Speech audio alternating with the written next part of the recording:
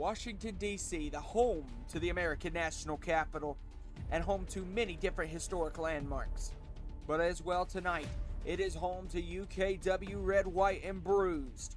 So without further ado, let me introduce the match card. Gone without a word to say. Gone, won't see another day. Gone, if they should come my way. I'll be the last one standing when the battle's done. I'll be the last one standing. Yeah, you can let them come. I'll be the last one standing. I never cut and run. I'll be the last one standing. Yeah, you can let them come. I'll be the last one standing. I'll be the last one standing. I'll be the last one standing. When the battle's done, yeah, you could let them come. I never close my eyes. I never am surprised. Hear the step, hold my breath, set the trap, get the catch and see it coming every time. Nobody gave me this. I had to bleed for it. Find a way every day, dominate to the grave. I fight to the very end. Gone without a word to say. Gone, won't see another day. Gone, if they should come my way. I'll be the last one standing when the battle's done. I'll be the last one standing. Yeah, you can let them come. I'll be the last one standing. Ladies and gentlemen, welcome to UKW Red, White, and Bruised. Will everyone please remove your caps and rise for the singing of the American National Anthem.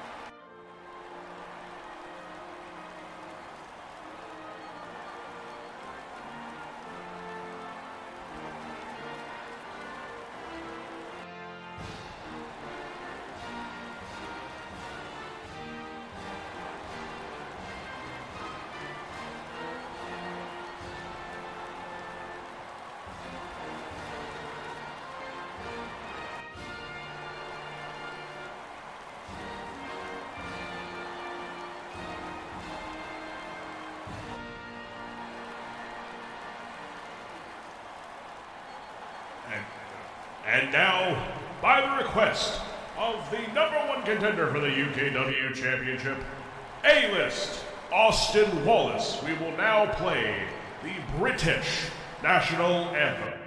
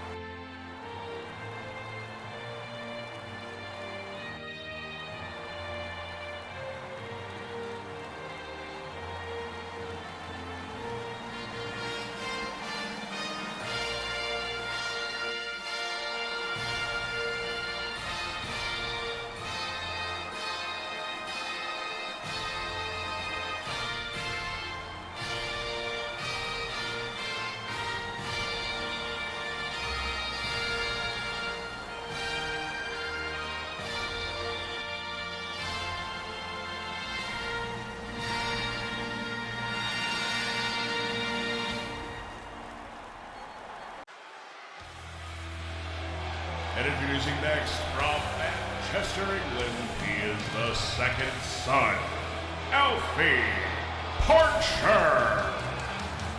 All right, guys, welcome to UKW Red, White, and Bruised.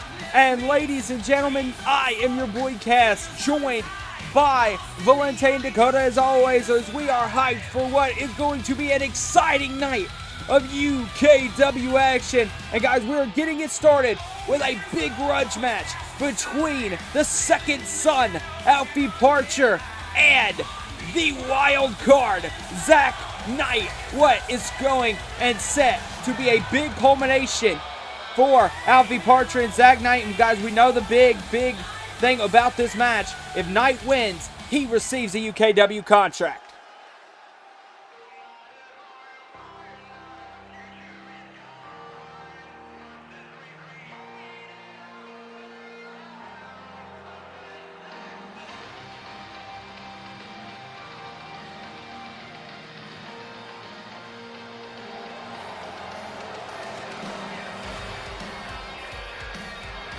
Introducing first from Moscow, Russia, he is the wild card, Zack Knight. Well, this is definitely going to be an interesting match, guys. Like Cass said, this is a good match for Zack Knight because he will earn a contract here in UKW. And if we think back to the go-home episode of Valor, at the end of Zack Knight's promo, he said, "There is no escape, there is no hope." Alfie Parcher has to remember that going into this match against the Blackheart Zack Knight. And I have no doubt that when you're fighting for something like a UKW contract, you're going to come in, you're going to show out, especially here in the States, here in UKW, Red, White, and Bruised. It's been a fantastic week ever since we came over to the States. I've loved the capital. I've loved everything about it. The most thing I've loved about it is enjoying it with my fellow commentators here, but I'm so excited for the night we have ahead of us. We have been having a great time here in the capital of the United States, but we got a great card of action tonight here too, guys. And these two, like you said, grudge match, and they're going to get at it ASAP, and it's going to be fun. And you got to think how much is on the mind of Alfie Parcher, because he put the cards on the table. Parcher put all in really in this matchup with putting his UKW contract on the line. So if Knight wins, Alfie's not under contract with Valor anymore. So this is a big all-in moment for Parcher. Parcher has really allowed Zack Knight to get into his head. He definitely has. And Alfie's been here a long time, guys, and we say it every time we see Alfie in the ring, but he really has had second chance after second chance. And he may be the second son, but I'll say it again, he's really had second chances. And this is a big moment for him. It feels like this is his breaking point, ladies and gentlemen. Yeah, I 100% agree. And, you know, we can't take anything away from him. He's definitely a talented kid, right? But it's all about how you finish, right? You can give all these first impressions and you can get the oohs and ahs out of the crowd, but at the end of the day, it's all about the wins. If you can't win, you can't impress the board, what value do you hold to Valor at that point? And Zack Knight has made it clear that he is here at UKW to make a statement. Like you said, Dakota, you brought up that promo where Knight said there is no escape from the future that Zack Knight wants to implement on Valor, and I think a point of that is winning a Valor heavyweight championship, but he's starting out by planting Parcher with a Uranagi. Done there. Parcher was able to get away from that crossbody off the ropes, and Parcher, the second son, back in control. Parcher looking, Fisherman's Buster, no, countered out by Knight. Knight into the small package, counts two, but no, a kick out from Parcher, and that was close to sending Parcher packing from Valor. Later on tonight, we all know that Alfie Parcher's brother, Griffin Parcher, will be defending his Cruiserweight Championship against Owen Stevens. So I'm wondering if Griffin's watching this match knowing this is the last time he could see his brother in the ring. UKW has been the home of Alfie Parcher for a long time now. Major matches Parcher has competed in. We think back to Pinnacle, but now look, Parcher's got Knight up, but no Knight. Knight fighting out of what it could have been a devastating burning hammer. Oh, look at Knight Valente. These Muay Thai knees from Zack Knight. We know Knight from Moscow, Russia, had trained in that MMA style, those massive Muay Thai knee strikes, but Parcher able to take advantage with the elbow and the lariat as well. Beautifully executed. Went for the float over senton. Knight moved out of the way. Knight now has got that inverted suplex, drops Parcher. And guys, this has really been a back and forth to start off. Red, white, and bruised between Knight and Parcher. And we're going to be trading blows here now. It's back and forth. Looks gruesome. Who wants it more? And if you're Alfie, I'm definitely the one that wants it. You got to think both of these guys really have everything to gain here.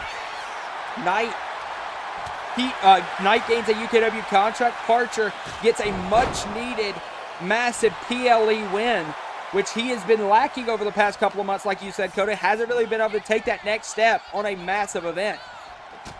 And he's got to put his heart and soul into every match if he's trying to make a name for himself.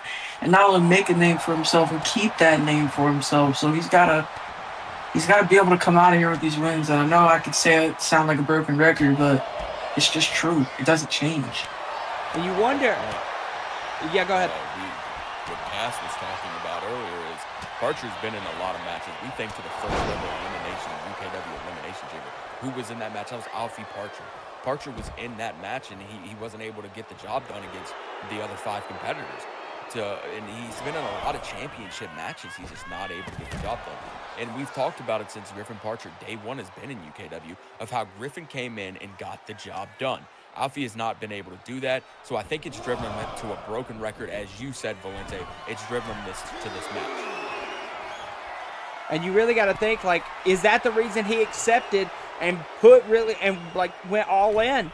Is that the reason he put his contract on the line? Massive swanton bomb onto Parcher, but no, the kick out. Sorry, I got a little bit flustered there. Knight nailed a massive swanton bomb, a standing variation onto Parcher, but Parcher with a tip off. Parcher kicks out the knee. Parcher float over chaos. There he nails the Knight into the cover. Gonna be it. Counts 1, counts 2, but no, a kick out from Knight.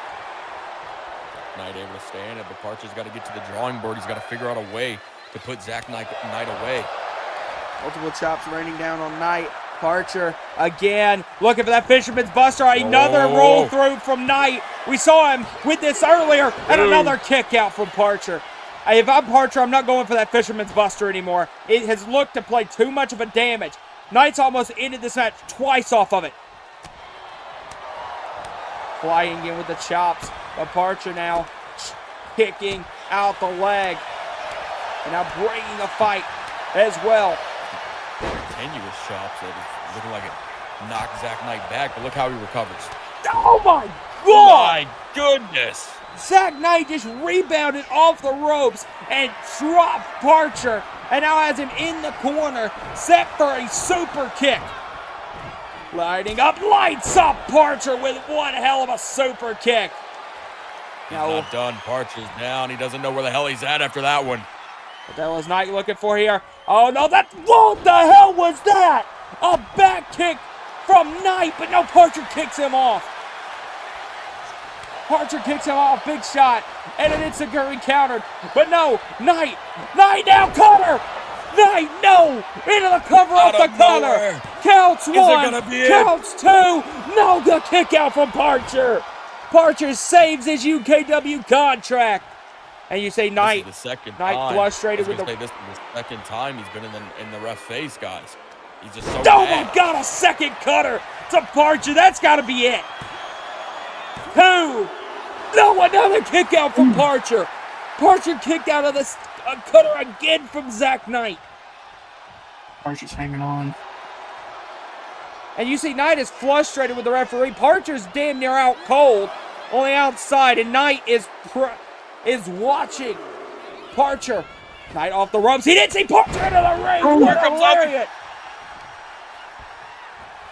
He didn't see Alfie enter the ring, and Alfie is a ball of fire right now. He's mad. He's pissed off. He's finding any way to get back at Zack Knight. Look at these Finally, two. we've seen that. Oh my God. finally we're seeing that side of Alfie that we didn't really see so much. Didn't last long. Zack Knight's really on his game. That's a 2 count. Ooh. Knight floored him with that running knee strike. And that's really what I've seen from Zack Knight, is Knight's been able to shut down, really coil the momentum of Alfie Parcher. You can definitely see it's Zack Knight's very frustrated. You can see the jitters of Zack Knight. He's argued with the ref 4 times now after 4 consecutive pins. He's got to calm the hell down and focus on his opponent, or else the second son's going to get a win. And now here, look at Parcher. Parcher's going full flat. No, Knight pulls it again. Zack up top. Knight could be looking, eyeing him up, locked and loaded on Parcher. Swanton bomb again. Oh my God! Zack Knight looks ready to put Parcher down. Went for the running senton. It seemed like Parcher kind of tried to roll out of the way, but he didn't roll out of that one. God. Now Knight. It's really been Zack Knight most of the match. Oh my God, the shooting star press as well. Cody, you got to really think he's been bringing it to Parcher the whole match. Parcher can't have much left. He really can, and as we saw, we know how much the second son loves to fight. I just don't think you can do it against Zack Knight. He's been phenomenal. Oh, Knight eats a boot. Parcher now breaks it again with the enziguri. Parcher now on the attack of Zack Knight. Parcher, what the hell is that high angle exploder? Both men down. Men you saw down. that took it out of Parcher. Yeah, now Parcher getting to his feet, but the kip up from Knight. Knight runs in. Parcher clocks him. Super kick to the leg. He's going to go again. Flown over. Chaos Theory in the cover. Counts. 2. No, another kick out of the Chaos Theory. And now you see Parcher. Now Alfie's mad. But you got to think there's high stakes in this match, Dakota. Whoever wins continues being a Valor superstar. Whoever loses is going to have to be sent packing. Parcher is going to go all in here, and Red White bruised over the top. Oh my God! Parcher looks ready to finally ascend, take that next step here in UKW, and he can do that by coiling away Zack Knight, by sending Zack Knight packing out of United Kingdom Wrestling. Big chop. Enziguri drops Knight as well. And Parcher is going to go finally for his home run shot. Parcher is going to put Knight away. This has got to be it, guys. Here we go. Zack Knight is finished. Parcher. You should play with the Knight! Knight caught him, cutter! Knight caught him, cutter! Into the cover! No! 1, 2, Zack Knight is a Valor superstar! What a match! And ladies and gentlemen, here is your winner by pinfall. He is the wild card, Zack Knight.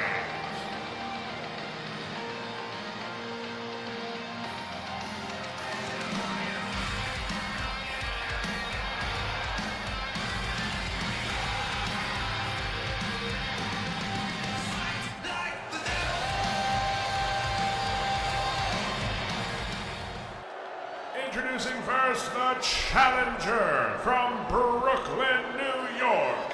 He is the man with the master plan, Alex Perez.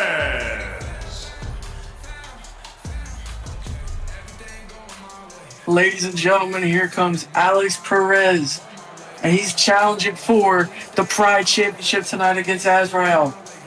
Well, we got to talk about Alex Perez, right? Recently, it seemed like things were going great for him.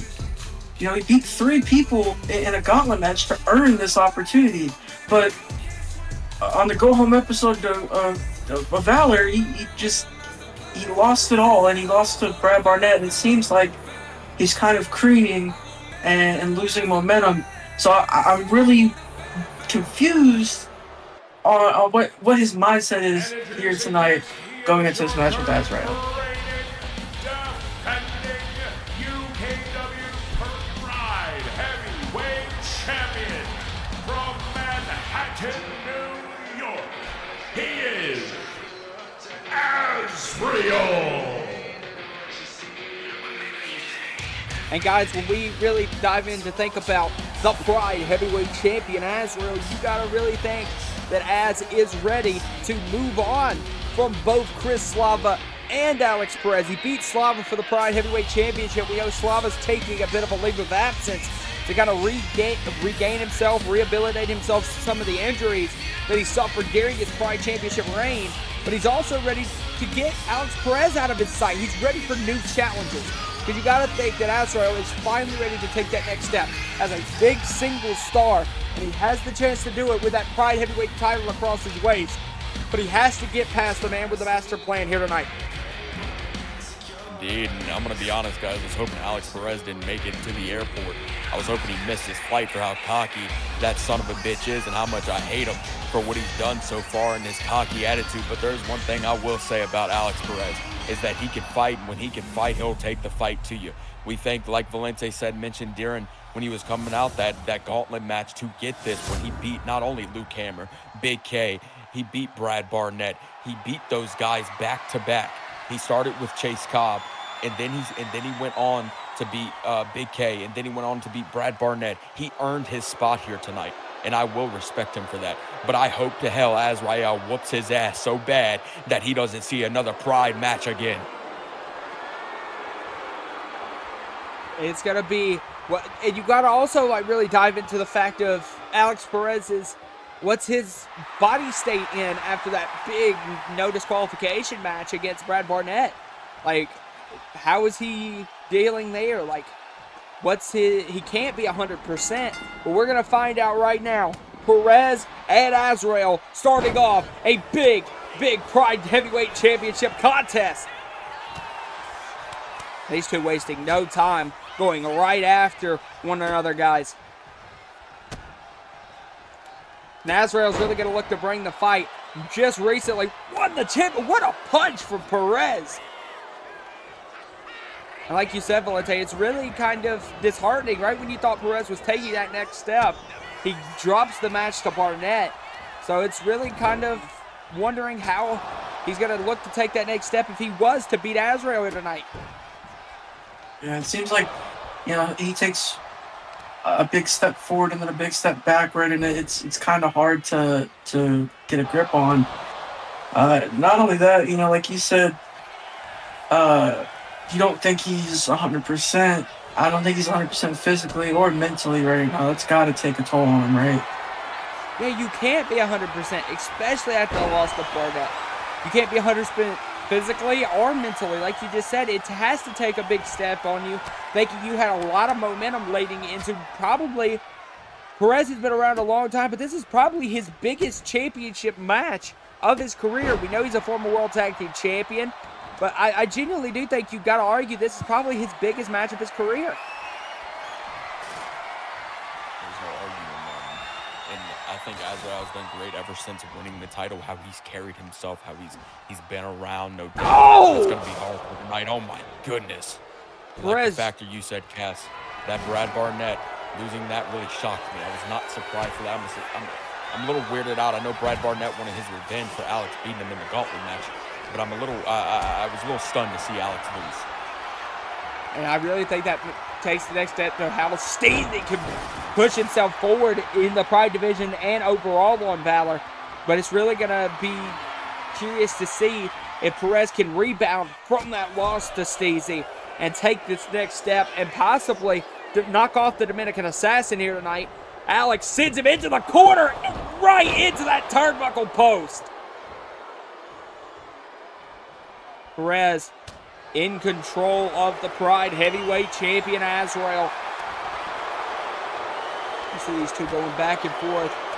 And it doesn't look like Perez is taking a step back here tonight, guys. He looks like he's been on his game.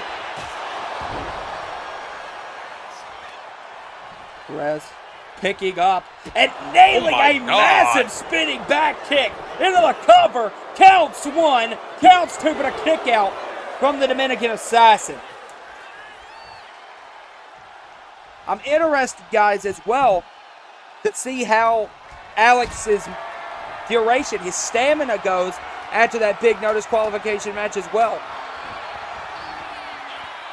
Valente, because you know in Pride that it is massive. Golly, what a boot from Azrael, sending Perez careening out of the ring. Your stamina is massive in these matches. Yeah, these matches are 15 minutes, 20 minutes long. And, you know, at most, you got to be able to go through 3 falls. So you got to preserve energy. You got to know, you know, when to do and don't do certain things. It's a chess match in a way. And that's why I kind of don't understand the agreeing to do the anything goes match on Valor, like the signing the contract to that match, knowing you have a massive title match upcoming. It's an ego thing. I truly believe what Dakota said about him being a cocky son of a bitch is a lot of the reason he's in bad position right now is because he has a very, very big ego and he just doesn't know when to shut up. Because if we go back, Alex was really kind of coined by the American Dragon Joshua Garcia to be one of the next big stars in UKW, and to be honest, guys, he hasn't really lived up to that declaration by the national champion. Now you see I mean, I don't see it either personally. Oh, Perez gets out of the way of the chair from Azrael. Perez back up. Oh my God! Ooh. Perez dropped him with a damn all of us. Oh, but Azrael caught him. There's the assassin's lock. Good Azrael look to score the first pinfall here on Perez. Oh, and he's got him. Oh my God, he's dragged him up. Had to actually end up letting go. Perez had gotten to his feet. It's a hard position to hold if you're Azrael. Azrael then flips it over and locks him in the chancery. You see the outside participants love the submission-based offense from the Dominican Assassin. He's got it locked in. Oh, but Alex gets out with a big shot to Azrael. Perez now, big shot raining down again, and another one. Multiple kicks, and another kick. Floats through, no, countered out, shot to the midsection. Look at the shots raining down from Azrael. Azrael, a big level striker. And I don't know if y'all remember, but I say this a lot. What comes around goes. Oh my God, it stunned my words right there. But I'll say it again. What comes around goes around for Alex. And we think back to the Go Home episode before Smash. We saw what Alex Perez and Azrael and Alex Perez put on in their match. Alex Perez almost took Slava out of that match going into Smash to win the title. So now seeing this here at Red, White, and Bruised, this match, it definitely serves Alex right if he loses tonight. And that's kind of the whole thing for Perez, as well as Perez feels like he gift wrapped Azrael the Pride Heavyweight Championship, which if you really look at it, you really can't argue. Oh, now what the hell is this from Ad? Oh my God! Oh my Lord! Just dropped it right into gotta that be the first strike. Counts 1. There's 2. Then there's 3. Perez has the first fall. And Perez is not wasting any damn time, going immediately after the Dominican Assassin. Sends it right into the corner. Alex is not going to waste any time, and here we go. Perez. Oh, and look at Azrael. Azrael should be time like that, down 1. You should be getting your lick back. Oh. It looks like he just did. It looks like cover. Off the lariat. No. Man, and I did not expect Perez to be the one to catch the first fall here after that Brad Barnett match, but he has looked fantastic. Doesn't look like he's bothering them all, but Azrael's got to get to the drawing board to figure out how to get his first fall.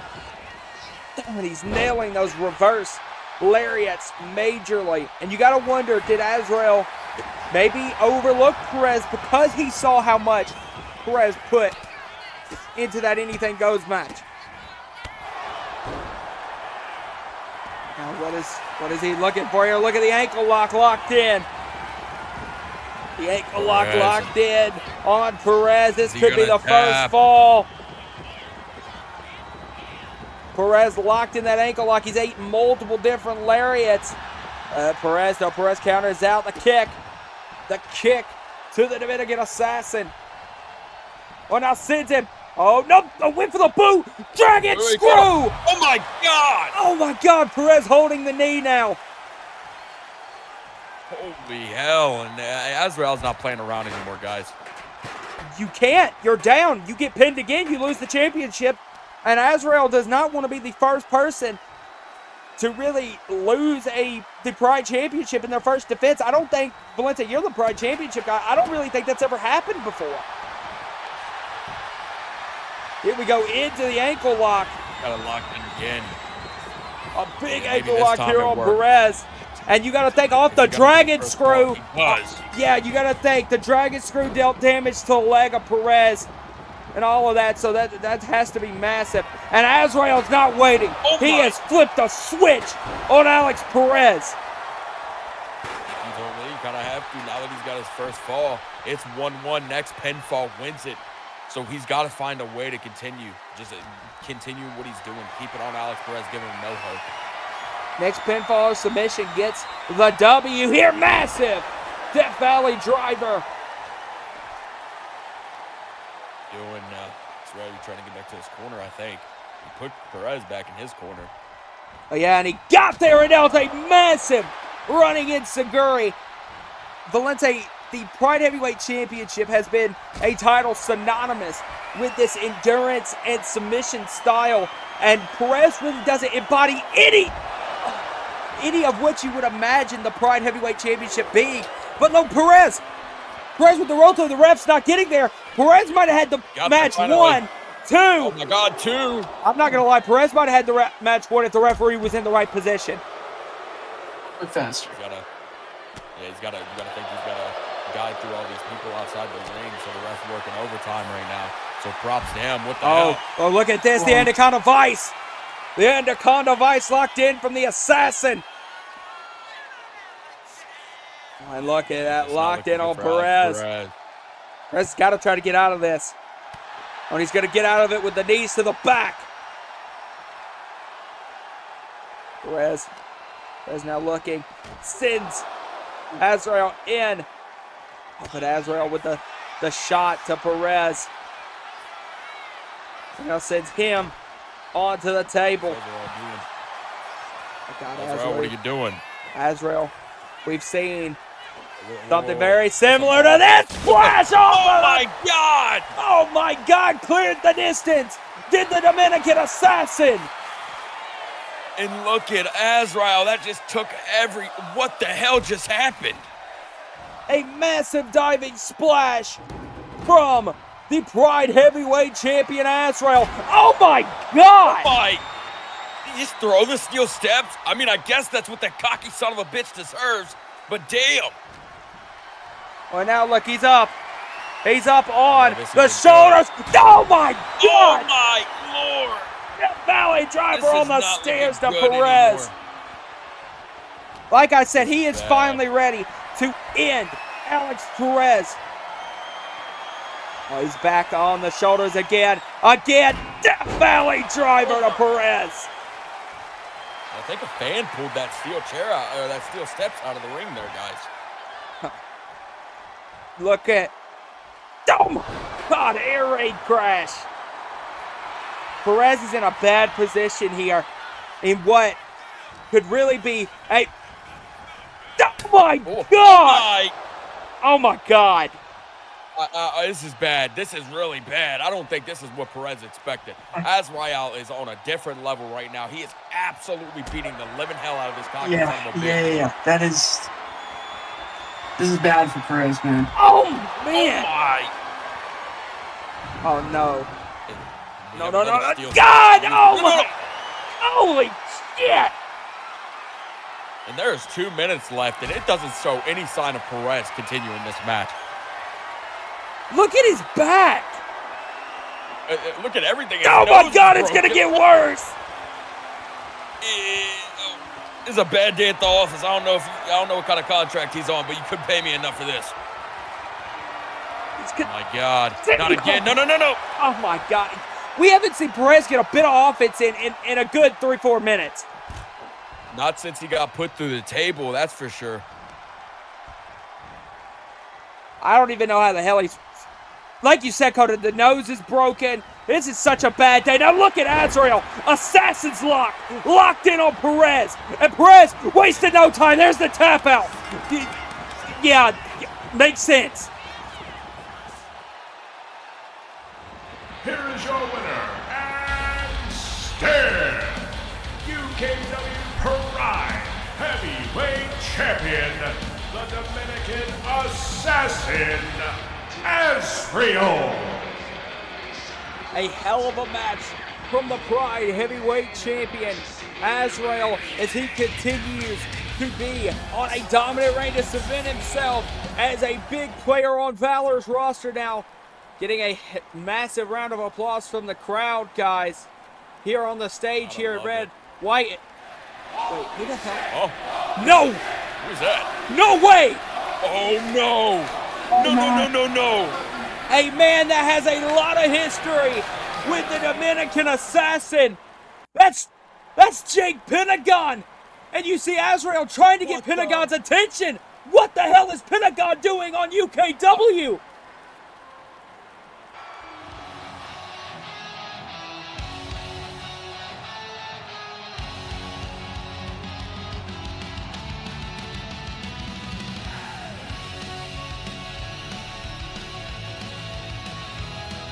Introducing first, the challenger. From Houston, Texas, he is the rock star, Owen Stevens.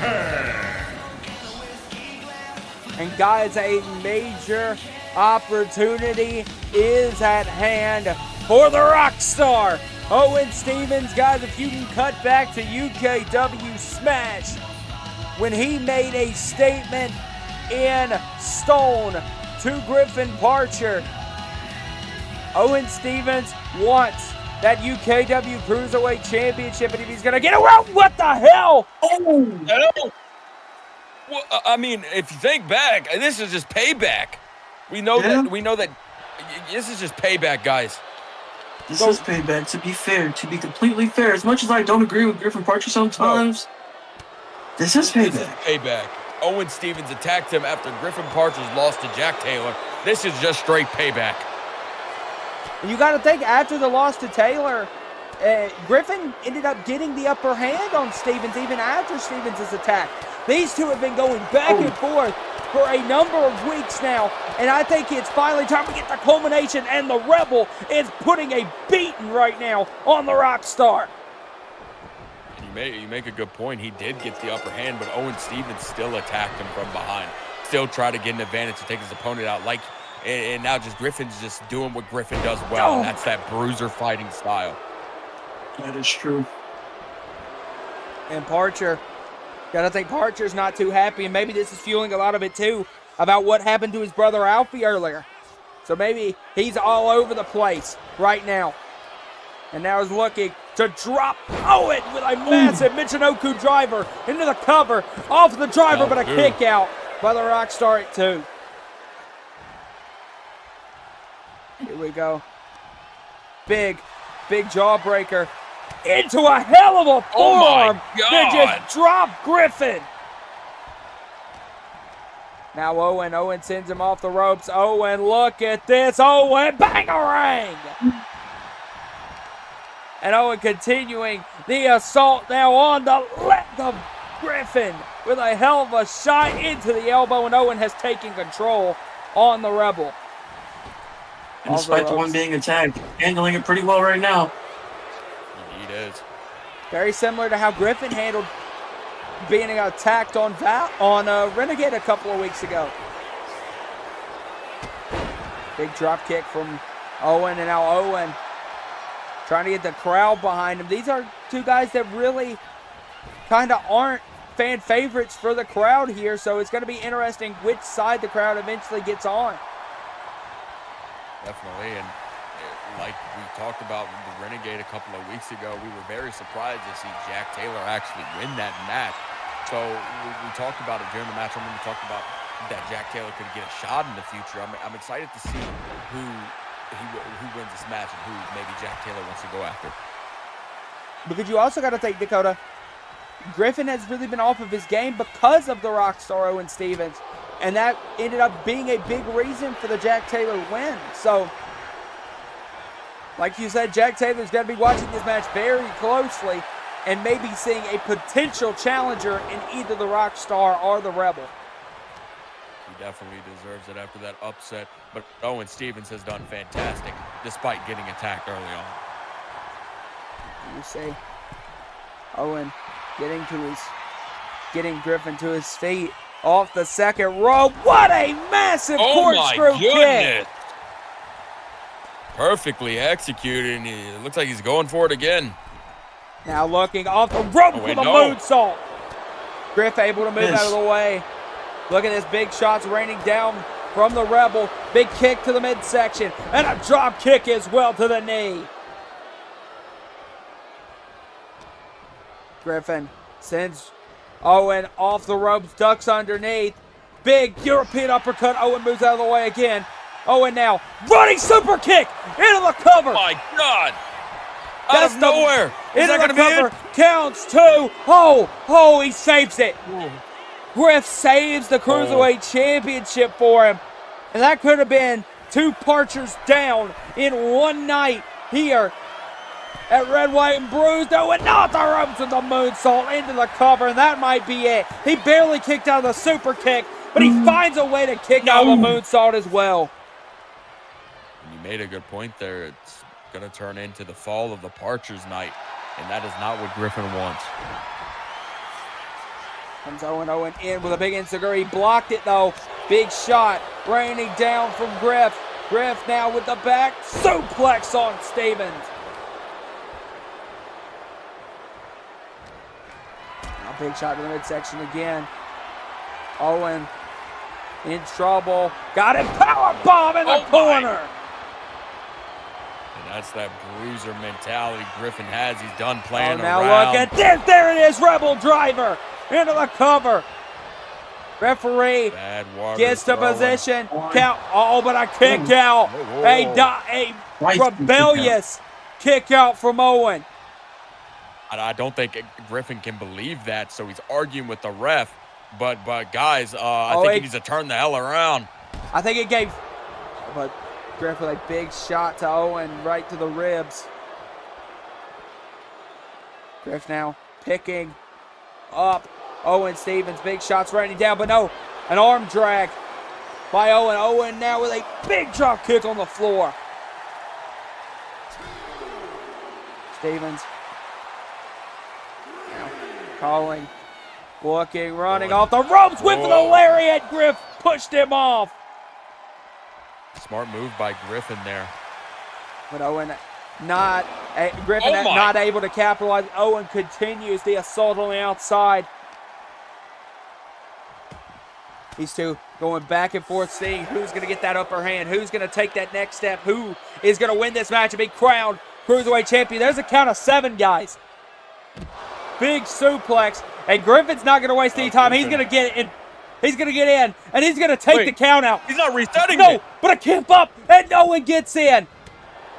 But he runs right into an assault from Griffin. That's what I'm saying, guys. Both of these guys aren't crazy about not taking a shortcut. Both of these guys are willing to do it. So it's kind of exciting seeing a match of this But Griffin kind of taking a step back here. Oh, which gives. Whoa. No! Griffin took his eye off the ball. Out of Griffin, honestly. Definitely did. Which, like I said, we normally don't see anything like that. And Owen was able to get an advantage because Griffin took his eye off the ball. This might be the first time we've seen an opponent getting Griffin's head. Multiple shots raining down. And now look at this. What a massive discus punch to the Cruiserweight Champion. Now Owen stacks him up on the shoulder. Owen lifts him up as well. Drops him down though. Griffin fights out of it. Griffin catches him. Might be looking for that Michinoku driver again, and he does. He could be looking for that Rebel driver. Could really look to put Owen away. Duck underneath. Now, over the shoulder block, catches it with the bionic forearm. I thought Griffin had something going. Owen's right back on him, guys. Oh, and here we go. We saw this in Smash. There it is, the sliced bread. Into the cover. Steps up. Parcher. No. No, it doesn't. It's not enough. Owen is through his best shot at the Rebel twice. Now, here we go. Owen is hyped, ready to try to put Griffin down. Runs in. Got him lined up. Look at this. No, flips him over. Backstabber. That is not good if I'm Griffin. Oh, and now look at this. Owen calling up. He could be looking for that running. Oh, he was going to go for something. Griffin caught him, and Owen countered it again into a massive famouser. All Owen Stevens right now, that's for sure. Now sent over the top by Parcher. Parcher now calling Owen to his feet. Parcher might be looking to do something he doesn't normally do. Parcher. Oh, no. Definitely don't see it. Here we go, going back and forth now, just running the ropes on Owen. I think he's playing mind games, guys. Parcher, he's usually really good at that. Because you got to think that's what he's got to try to do. Because Owen's really done a good job at doing it to him. DDT! It is a war of minds, as they say sometimes. Now Owen's sitting at the top rope, awaiting Parcher to come on, but no, Parcher! Oh my! Just went full-fledged in with a massive lariat. Shots raining down again. Was going to try to go for that Rebel driver. It's not going to happen. Big shot. Now look at this. Oh, look, into the cover. The cradle cover. Counts one. There's two. No, a kick out. That was almost three. Almost crowned. Oh, went for the super kick. Oh, went for the bionic forearm as well. These two are going back and forth off the ropes. Went for the super kick. Caught it with a hell of a forearm. Oh, my God. And it's over here. He's got him up.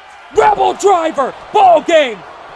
In the cover. Over the Rebel driver. He's finally beat him. No. Whoa. What? Whoa. Hey, Griffin can't believe I it. think Griffin's a lot like me.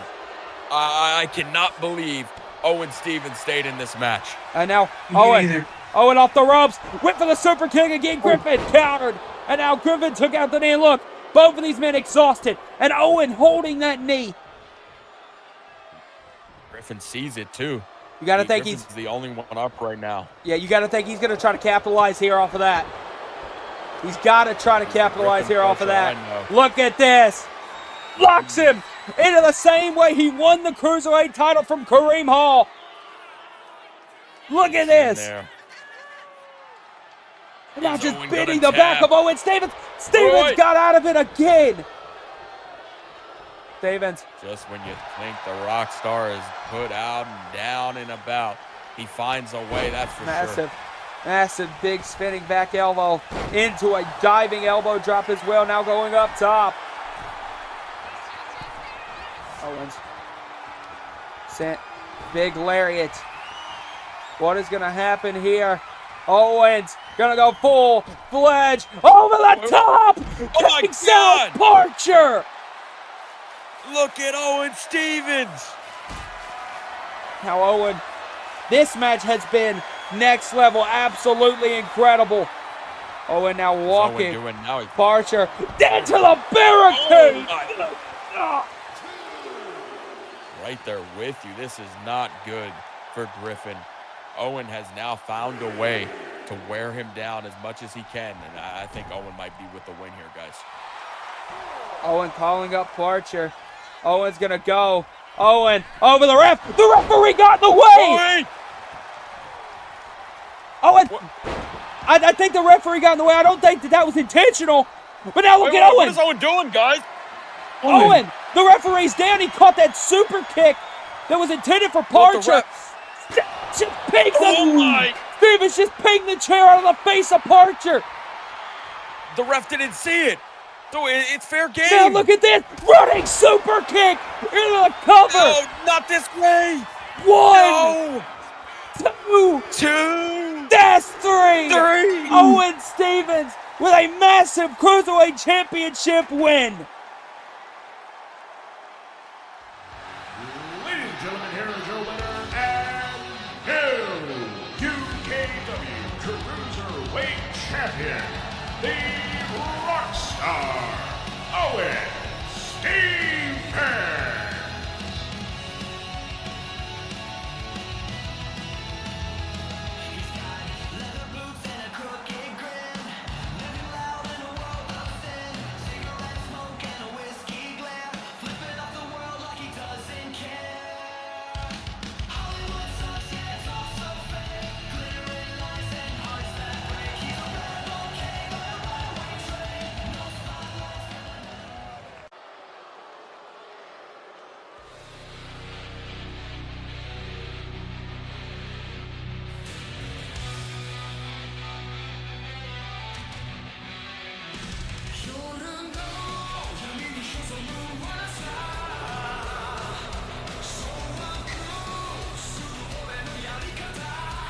And introducing first, the challenger from Tokyo, Japan, Yamashita.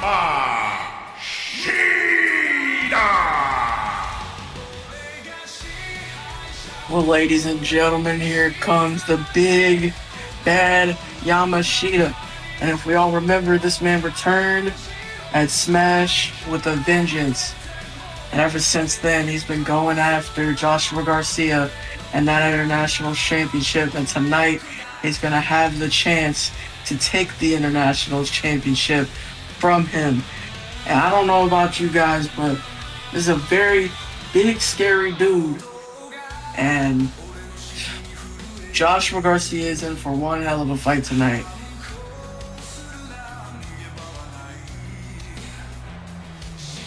I think Yamashita is a definite issue for that International Championship, guys. And I think Joshua Garcia has definitely realized it over the past couple of weeks.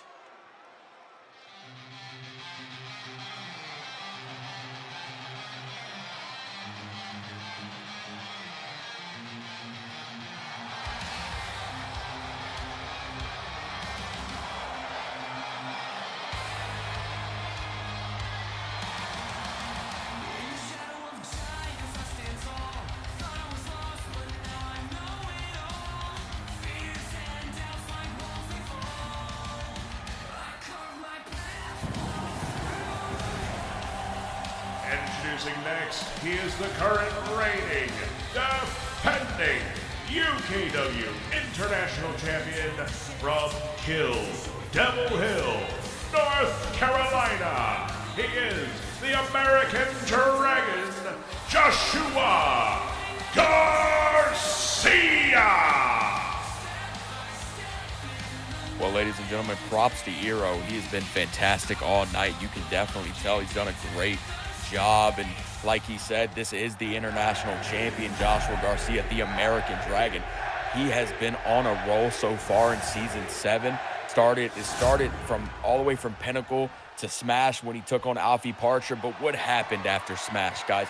This man, Yamashita, returned, and ever since he's returned, he's been on a new wave. I don't see any way that Yamashita doesn't get his title here tonight. I don't see any way Joshua Garcia can take the man on across the ring. He's been the most respected in this company, but how does respect stand against a behemoth? Tell me how that works. We've seen Yamashita in one match since he's come back, and that was against Aaron Matthews. And then Joshua Garcia attacked Yama for payback after that match, and Yama left him standing in that ring. Yama won from that. I just don't know how Josh wins here tonight, guys. And you think back to Josh's title defenses since he won that championship. He faced Shane Roach at Pinnacle to win the title. He faced Alex Perez at Revolution. He faced Alfie Parcher at Smash. None of those guys equate to the weight and strength that is held by Yamashita. Garcia is trying to handle Yamashita technically, but it is not where Obi picked the Oh knee. my God. That's Well, actually that's one way to do it. That's a smart strategy to work the base of Yamashita. It is, and to go one-on-one, you see they're going slugfest here. And we know Joshua Garcia has been in a couple of death matches. You think of the Shane Roach, the one at Pinnacle. That match was crazy. Joshua Garcia doesn't care to put his body on the line, and that's why I will say he's the most respected in the company. That's why I will say he's one of the most fighting champions. But how do you do that against Yamashita? Guys, no. God, Yamabomb! Oh my God! Oh my God! Well, this that took a match turn. just started, and Yama's already nailed that massive Yamabomb. And Joshua's out cold on the outside, guys. Oh my God, Yama! Oh my God! What? That big moonsault. Oh, but what the hell? Josh is trying to fight back here. I'm sorry, I'm still a little stunned from what I just saw. Yama just hit a moonsault from the top rope. Yeah, that man could do anything. I think we've come to learn that one. Oh my God. Look at every time. Oh my God! Oh my God! Right on the outside. Oh my God! Not again! Oh! Big power bomb! Oh, the knee strike on the Garcia. Valente, you always mention JJ Hayes punching out of his weight class. Joshua Garcia has entered somebody into his weight class. Yeah. I don't know if it was the smartest idea, but you got a lot of guts, but not a lot of brains. Oh, look at Yama. Yama looking to break the count. He can't win the International Championship that way. And now he's trying to break it. And now look, double drop kick. Oh, but Yama back to his feet, able to get the advantage off of it. And now look at that. The stairs. Yeah. Oh my God. This is ridiculous. This match, Josh hasn't even had a damn shot at this. Yama is absolutely picking Joshua Garcia apart. Josh trying to fight back here against Yama. Count of 6. But Yama with another lariat. Yama now breaking the count again. Josh back up though. Josh, ever the one to bring the fight. Runs right back in and gets caught. God, Lord. Yama bomb. Dude, I don't even know what to say. Guys, this is an absolute beatdown of Joshua Garcia. Good Lord. Now look at him just deadlift him up in the power bomb. Dakota, I don't even know how to word the beating that's occurring to the American Dragon. Oh my. And I've just kind of been in awe, guys, right now. I've been so stunned. Well, I knew Yamashita was on a different level. I said that. But this is just a beating, guys. And he's just deadlifting him up. Multiple power bombs. This is an ass whooping, I know. Like Josh is hard to watch, honestly. Josh trying to pull himself up, and he does it, picks the knee out again. I don't know how the hell Josh is moving, but he's pushing himself. Oh, trying to fight out. Josh goes again. Yama caught him with a forearm. Oh my God, now look at this. Look at the exploder of the dragon. Look at Yama, ladies and gentlemen. This has been a fantastic showing. I just don't know. My God, he just deadlift Josh up and just plexed him over the top. What the hell is this man Yamashita made of? God just deadlifted him up again. Look at that power slam on the damn stairs. Oh my God. And I just, the amount of shock I am in right now, ladies and gentlemen, is just, I just can't explain it. We saw Josh go through hell and high water to win this title back at Pinnacle. But guys, I'm actually on a serious note. I don't think he's ever faced anybody like Yamashita. This is insane. Yama off the top with the headbutt. Oh my. Good Lord. Into the cover. That's and it. It just continued. Let it be. That is it. Just let it be. Oh, what? We shouldn't even be surprised This is what Josh has been known for the past couple of months. Ever since he got back into the ring and was no longer the Valor general manager, he's been known to push himself. And Yama is beating the hell out of the Dragon. After the 3 lariats into the cover again on Garcia, but Josh will not let it in. He would not, and we know if that's one thing. Oh, look at the Dragon! Josh! Look at the Dragon! A kip up and Itsuguri. Josh, look at Josh. Josh is gonna go, was gonna go for that spinning brain buster. Yama countered it. Yama's got him up, what the hell? Oh my Lord, Yama German! Oh my. God, now look at this. That deadlift, power bomb into the cover. Counts, 2, and another kick out for the Dragon. He continues to use the ring element to pull himself up, using the ring ropes that time. Well, I know you haven't really said much this match. How do you feel about how Josh has pushed himself so far? No.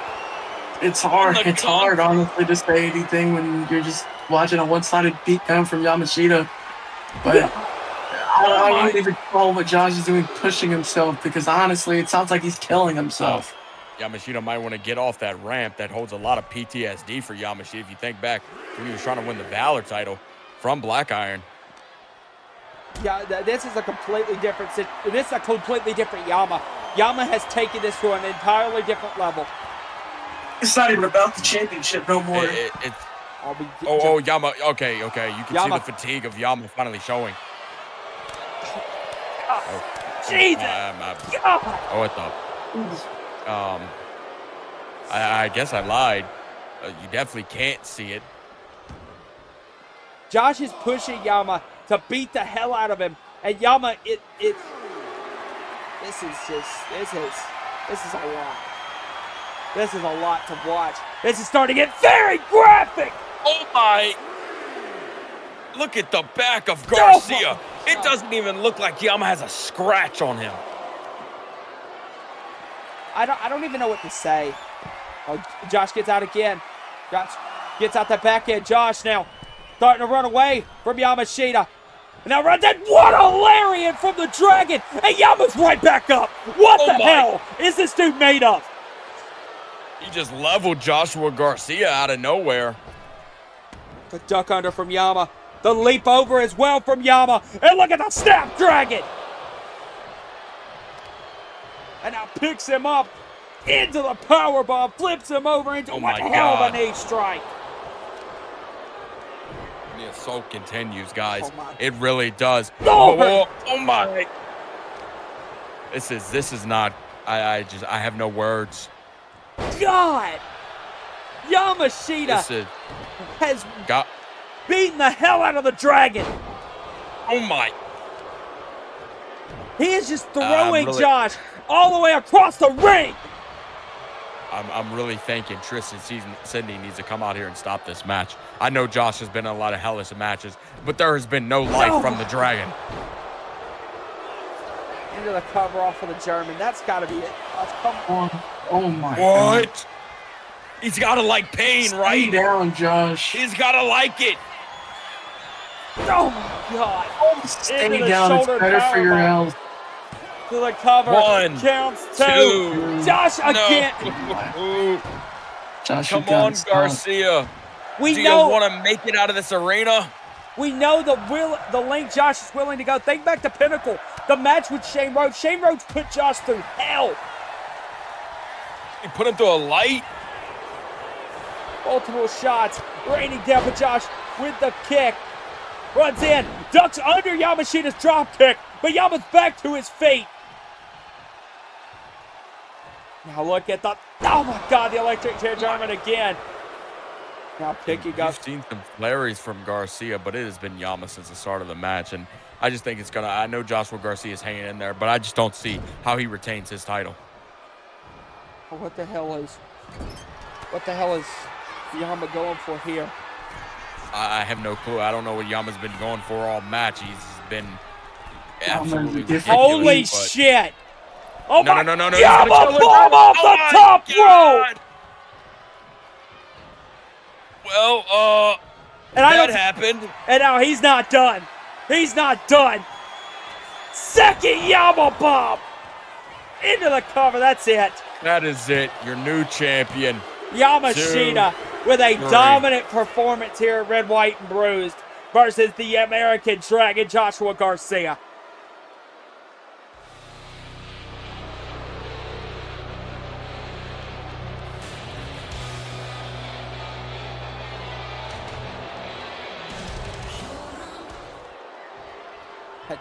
Oh, come on. This is too much. Come on, man. Like, Yama. Yama. What are you doing? And look, the referee's trying to stop Yama. Well, there ain't no stopping him. Oh no. Oh my Yama. God, this is bad. No. This is bad. Oh my God. Oh my. What the hell? Oh, that's the referee. Yama. Do not touch the ref. Yama, what the hell? Oh my God. God, he doesn't get paid enough. And look at Yama now in the ring with the International Championship.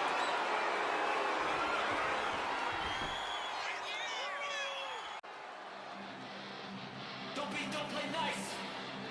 And introducing first, the challenger, the team of the Black Iron, Gabriel Cole, the Foundry.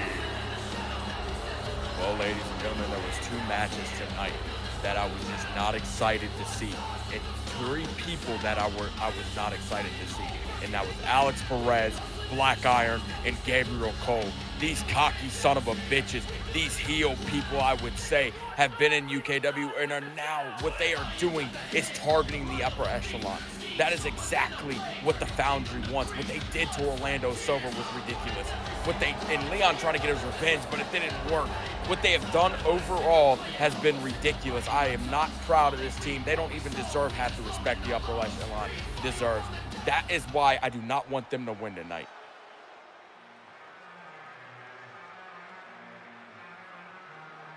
Putting on for the city, high stakes, we rise. 30 grand on the wrist, twisting up in the skies. Riding big wheels, cold shine, gleam in the night. Boss moves, no cap, top floor, sky heights. Cash moves, metal clinks, 5 so raw. 40 on the dash, fast lane. And introducing next, your current reigning, defending UKW World Tag Team Champions, the team of Leon Cruz and Orlando Silver, the upper echelon.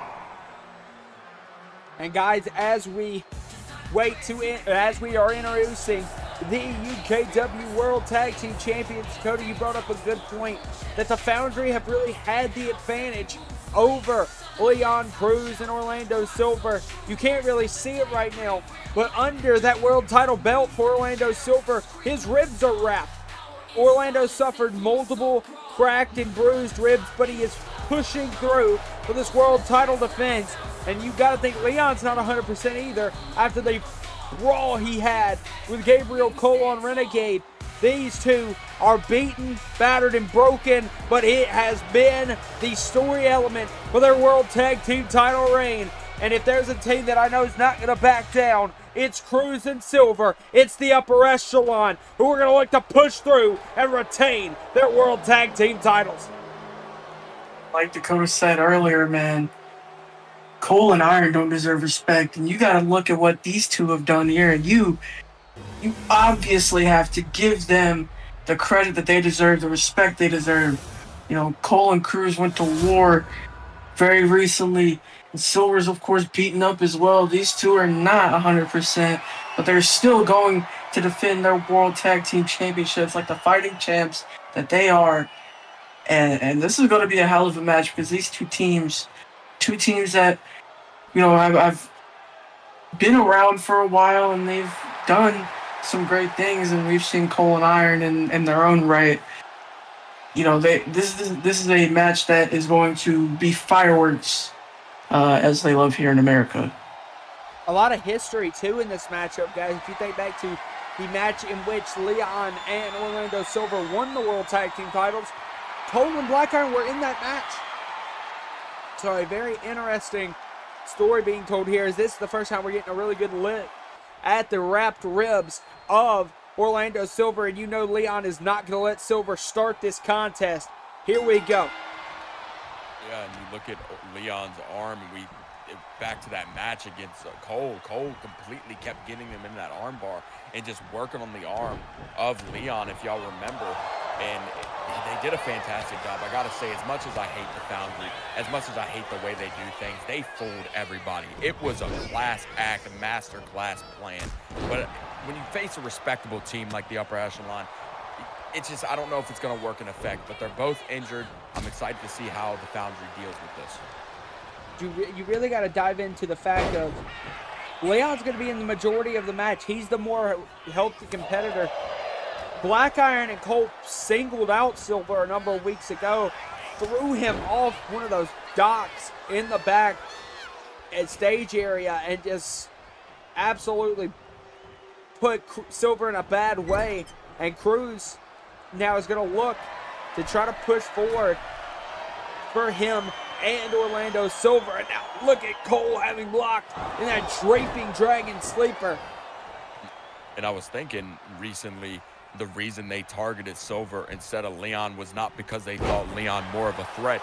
If you think back to that ladder match at Pinnacle, the one who actually climbed up and grabbed the titles was Orlando Silver. So you got to think they were aiming for that reason, to take that shot at Orlando because of that. And their main journey was trying to weaken both the upper echelon. They know Leon's going to have the pride to try to protect Orlando. Leon's been the vet that's been trying to guide Silver, and he's really done a great job of doing that in their World Tag Team title run. And Silver now, Cruz is going to have a big mountain to climb here tonight against two former World Heavyweight Champions that are looking and gunning for that World Tag Team titles. You see, Cruz is still trying to bring the fight here. This is kind of a rewatch of that big one-on-one match we got on Renegade. We're going to relive the spectacle that was. We go into the cover. Counts one, counts two off the striking. For the kick out, and Cole has not really had a lot of offense here against Cruz. Now what, big shot from Cole. Big overhand chop as well. Cole's finally getting some momentum in. And this is what Leon lacks, is the ability to tag a fresh tag team partner like he just tagged Black Iron, and a double shoulder block into the cover. There we go, count one. Count two on Cruz, but a kick out. You got to think Cruz is also going to be feeding off the crowd here tonight, here in his hometown in D.C.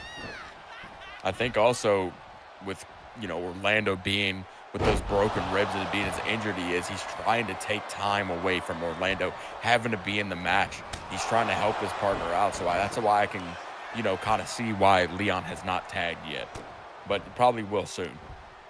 I think you kind of run the risk of really... You run the risk of, Leon might be exhausted, but he probably gives the upper echelon the best chance right now in the ring, because you got to think Orlando, those ribs are going to be a target for Black Iron and Cole. So Cruz being in the match the predominant amount of time is going to be the best way for them to retain the World Tag titles. You also run the risk of damaging yourself beyond repair as well. So you definitely still, regardless of how Orlando feels, you want to be able to tag out frequently, just to not only, keep yourself warmed up, but you also got to keep yourself... And look at that, Cole. Yeah, in a good position health-wise, too. And Cole takes out. And Silver just standing on the apron. I'm pretty sure at this point, Cruz has told him not to get involved. But you got to think Orlando now shouting words of encouragement to Cruz. And Orlando... Get Cole and Black Iron and Cruz in ring, rolling back and forth, looking to see who's going to try to get the advantage here. Black Iron with a big form countered away from Cruz. These two know each other hand in hand, counter for counter. Both men have done their research. Big forearm from Black Iron, overhead kick. Big super kick to the midsection, and a massive spinning corkscrew kick from Black Iron. Very beautifully executed. I think Orlando wanted the tag not too long ago, but like you said, Cass, Leon's trying to do all the work himself, and that's going to affect mentally for Orlando. It's going to affect his mental really bad, I feel like. Here we go, looking for that package DDT. Nailed it on Black Iron.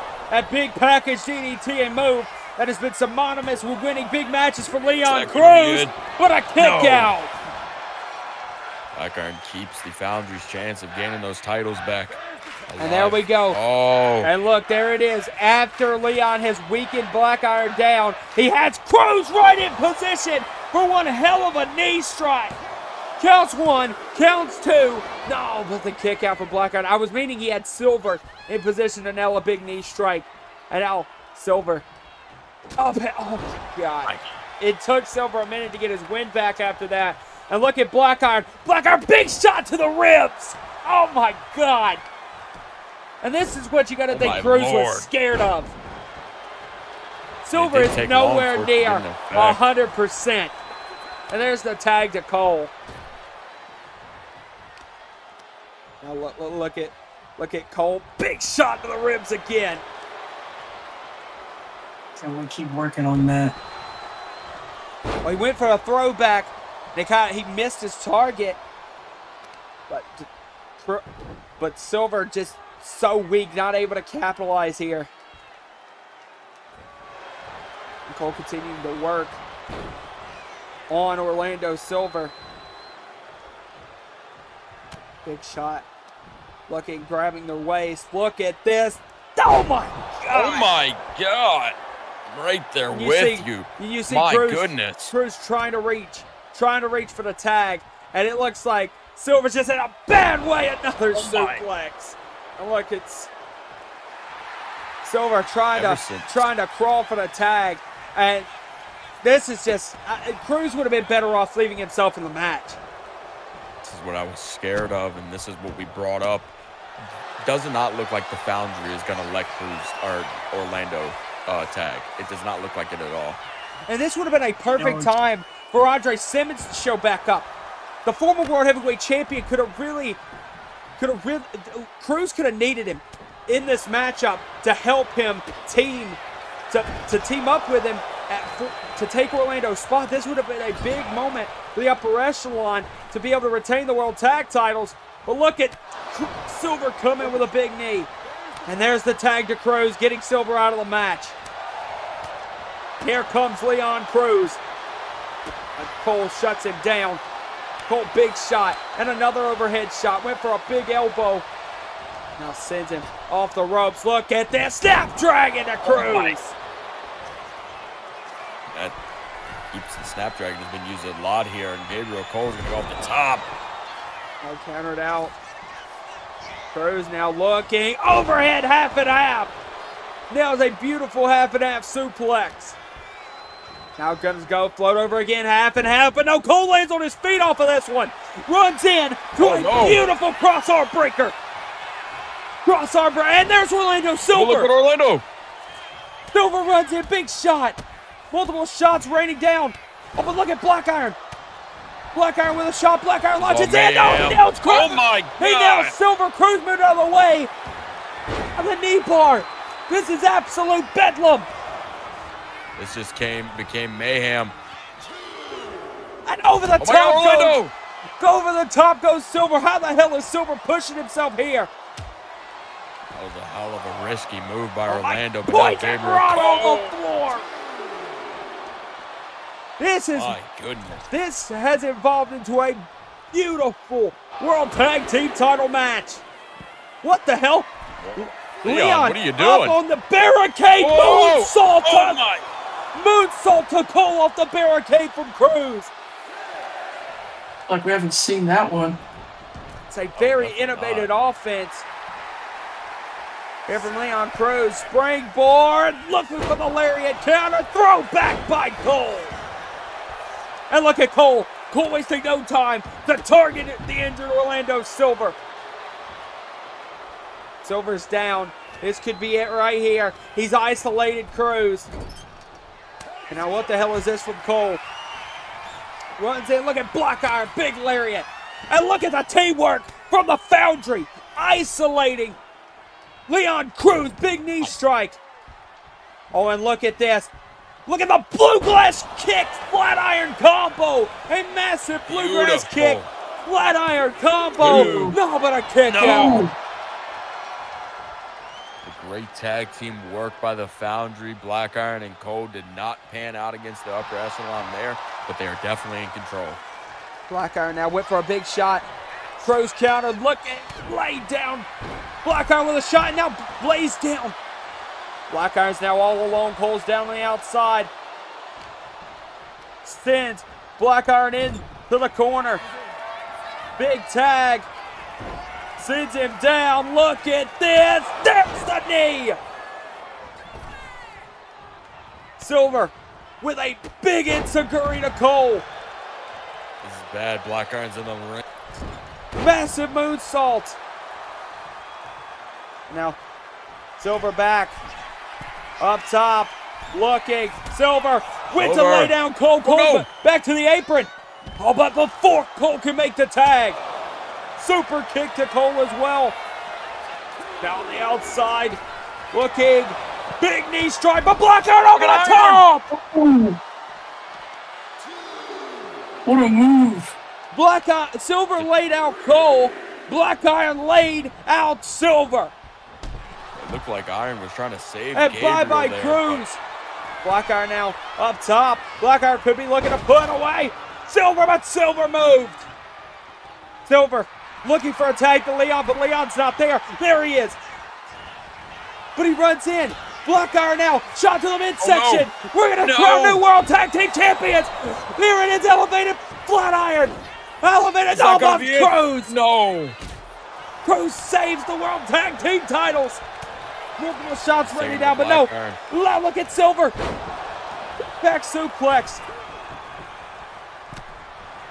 Oh, and a big shot.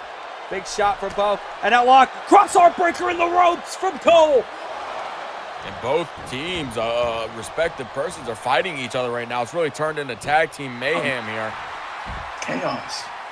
What a big match. Incoming big super kick from Silver. Went for another one. Black Iron moved another one. Black Iron continues to dodge. Dodges that one as well. Black Iron, big shot. Now look at Black. What is Black Iron looking for here? Black Iron.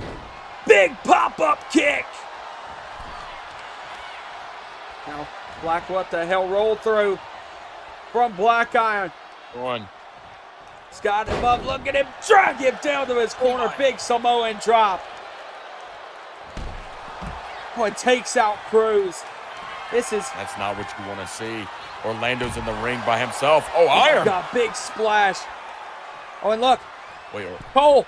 Oh, Cole got caught. Cole caught Silver in the cross-arm breaker. And Black Iron's handling Leon Cruz on the outside. All out chaos. And Cole watching closely. Black Iron now up on the apron. Looks like he's going Now Leon. look at, oh my God. Silver has been dealt a bad card here tonight, but no, Silver saved the titles. How the hell did Silver tag? How the hell did Silver kick out? And now Silver crawling, using the ropes to lift himself up here. I don't think he knows where the hell he is. That doesn't just show you how resilient Orlando Silver is. Nothing does. He's got it locked in. You saw the look at Cruz. He looked at Cruz before he locked in the figure four. He was debating making the tag, but he locked it in instead, and it might cost him because Black Iron just reversed the pressure. This is not good, but you gotta love the fight of the upper echelon who have been dealt a bad hand. Silver. But they're playing it really well. They definitely are. The respect goes out to them. Boy, there's no reason every these time cocky son of a bitches of the Foundry should be champions. Oh, and now look, Silver's down on the outside. Black Iron's looking to write Cruz off.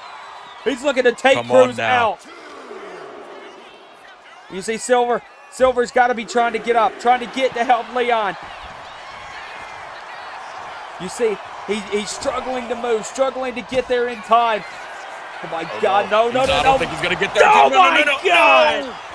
And now look, trying to bring the fight, but now Black Iron. Cruz just got sent through the announce table. And now Black Iron has Silver right where he wants him. Into the corner. He's a very fresh Gabriel Cole. There it is. There's the tag. And look at these two sons of bitches go to work. Absolutely isolated. Oh my God. And already injured. No, Orlando. Oh my. There's the knee. And now flips him in. Oh, no. That bluegrass kick. Flat iron combo. Takes out Cruz again. Cruz had just got up to the apron. And now you saw the arm targeted earlier from Gabriel Cole. That's the cross arm breaker. The injured ribs, the injured arm. Don't tap, Orlando. Don't tap. Don't let these bastards be champion. Don't let them. Oh, the tap out from Silver. He tapped. Ladies and gentlemen, your winners and new UKW World Tag Team Champions, Black Iron, Gabriel Cole.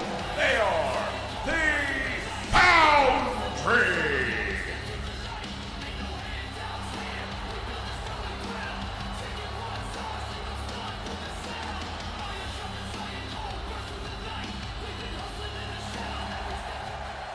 A hell of a match and a big standing ovation now for... Wait, what the hell?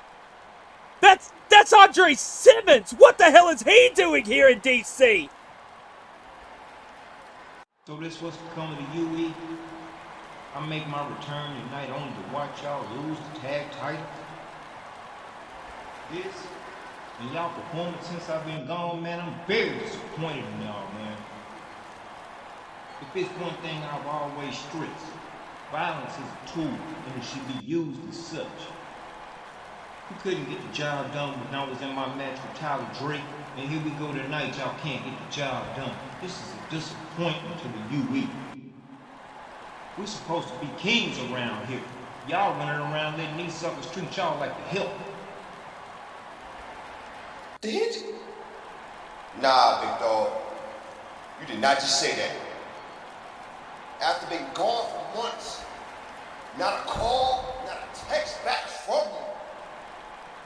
You have the audacity to come back into UKW, call us out, and say you're disappointed in us? Us, Orlando and myself, the ones that have been carrying the upper echelon banner ever since you left after Pinham. The ones that have been grinding, making the tag team see what it is here at UKW. You got the gall, spew that trash out of your mouth saying you're disappointed in us?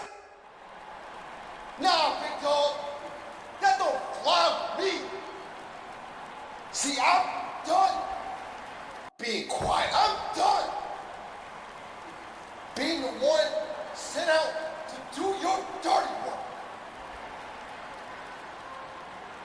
You wouldn't be UKW champion again if it wasn't for myself in Orlando. All the underhanded tactics we've done to put you in the position that you're in, and you got the gall to say you're disappointed in us? Nah, man, nah. You can miss me with that BS train. You can absolutely miss me with that. Silver and Cruz and Simmons going at it. Wait, who the hell are these guys? These guys. Well, it's good to have the upper echelon back, that's for sure. And I gotta say, welcome back, Andre. And you see Simmons getting an equalizer. Cruz and Silver have been beat to hell. Wait, what the hell? No! No! What are you doing, Andre? Andre, what the fuck? Now, look at these two goons beating the hell out of Leon Cruz. This is ridiculous. Andre, you come back and this is what happens? Andre, these guys bled for you. These guys fought for you at Pinnacle. Not even a call, and this is how you return? And how you didn't call him? You didn't text him? Oh my God! And I'm speechless. Cruz is having a tap on the outside. This whoever is these messed two up. goons are. And now look at Andre's got Orlando in the ring. Orlando's already been beaten bad. No, Andre. No, no, Oh no. my God, he's got him No. up. He's got him up. And he's going to drop him. Bayou Bomb! Oh, Bayou Bomb by Andre Simmons. What the hell No. is Andre Leave him Simmons? alone. Oh my God, Why? not Shred again. of respect. Leave Why? him alone. Godly! Andre Simmons and whoever these two guys are have just made a statement, dropping the upper echelon. And Simmons has two new soldiers at his back. What's going on, everybody? Ring announcer Eero here to talk to you about UKW's brand new membership feature. For just $2.99 a month, you can become part of the UKW Faithful Plus. And that means you get access to exclusive members-only content. Are you listening? Recommend any retro pay-per-view from any wrestling brand, and it'll be reviewed by the UKW team and then posted in a members-only channel. Along with that, you get access to exclusive members-only Discord chat, where you can get sneak peeks to all future UKW events and a behind-the-scenes look. Or, you ready for this? You can become a member of the UKW Faithful Advanced tier for just $4.99 a month, where you get 24-hour early access to all episodes of UKW, not including pay-per-views, and you're allowed one extra character to be featured in UKW, and you get all the other stuff as well. You can join the elite of the UKW Faithful today. Just click that join button next to the channel, click the link in the description, whichever fits your fancy, and join today.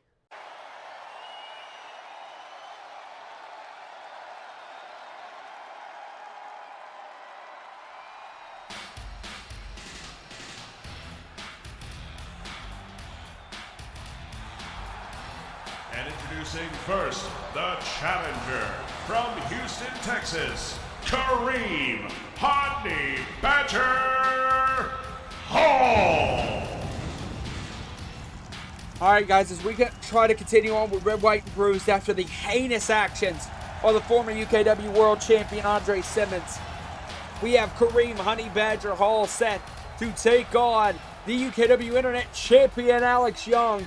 And guys, Kareem Hall is set for a big, big matchup here. A UKW Breakout Tournament rematch between Kareem Honey Badger Hall and the now Alex Young. And remember, Kareem beat Alex Young in that breakout tournament.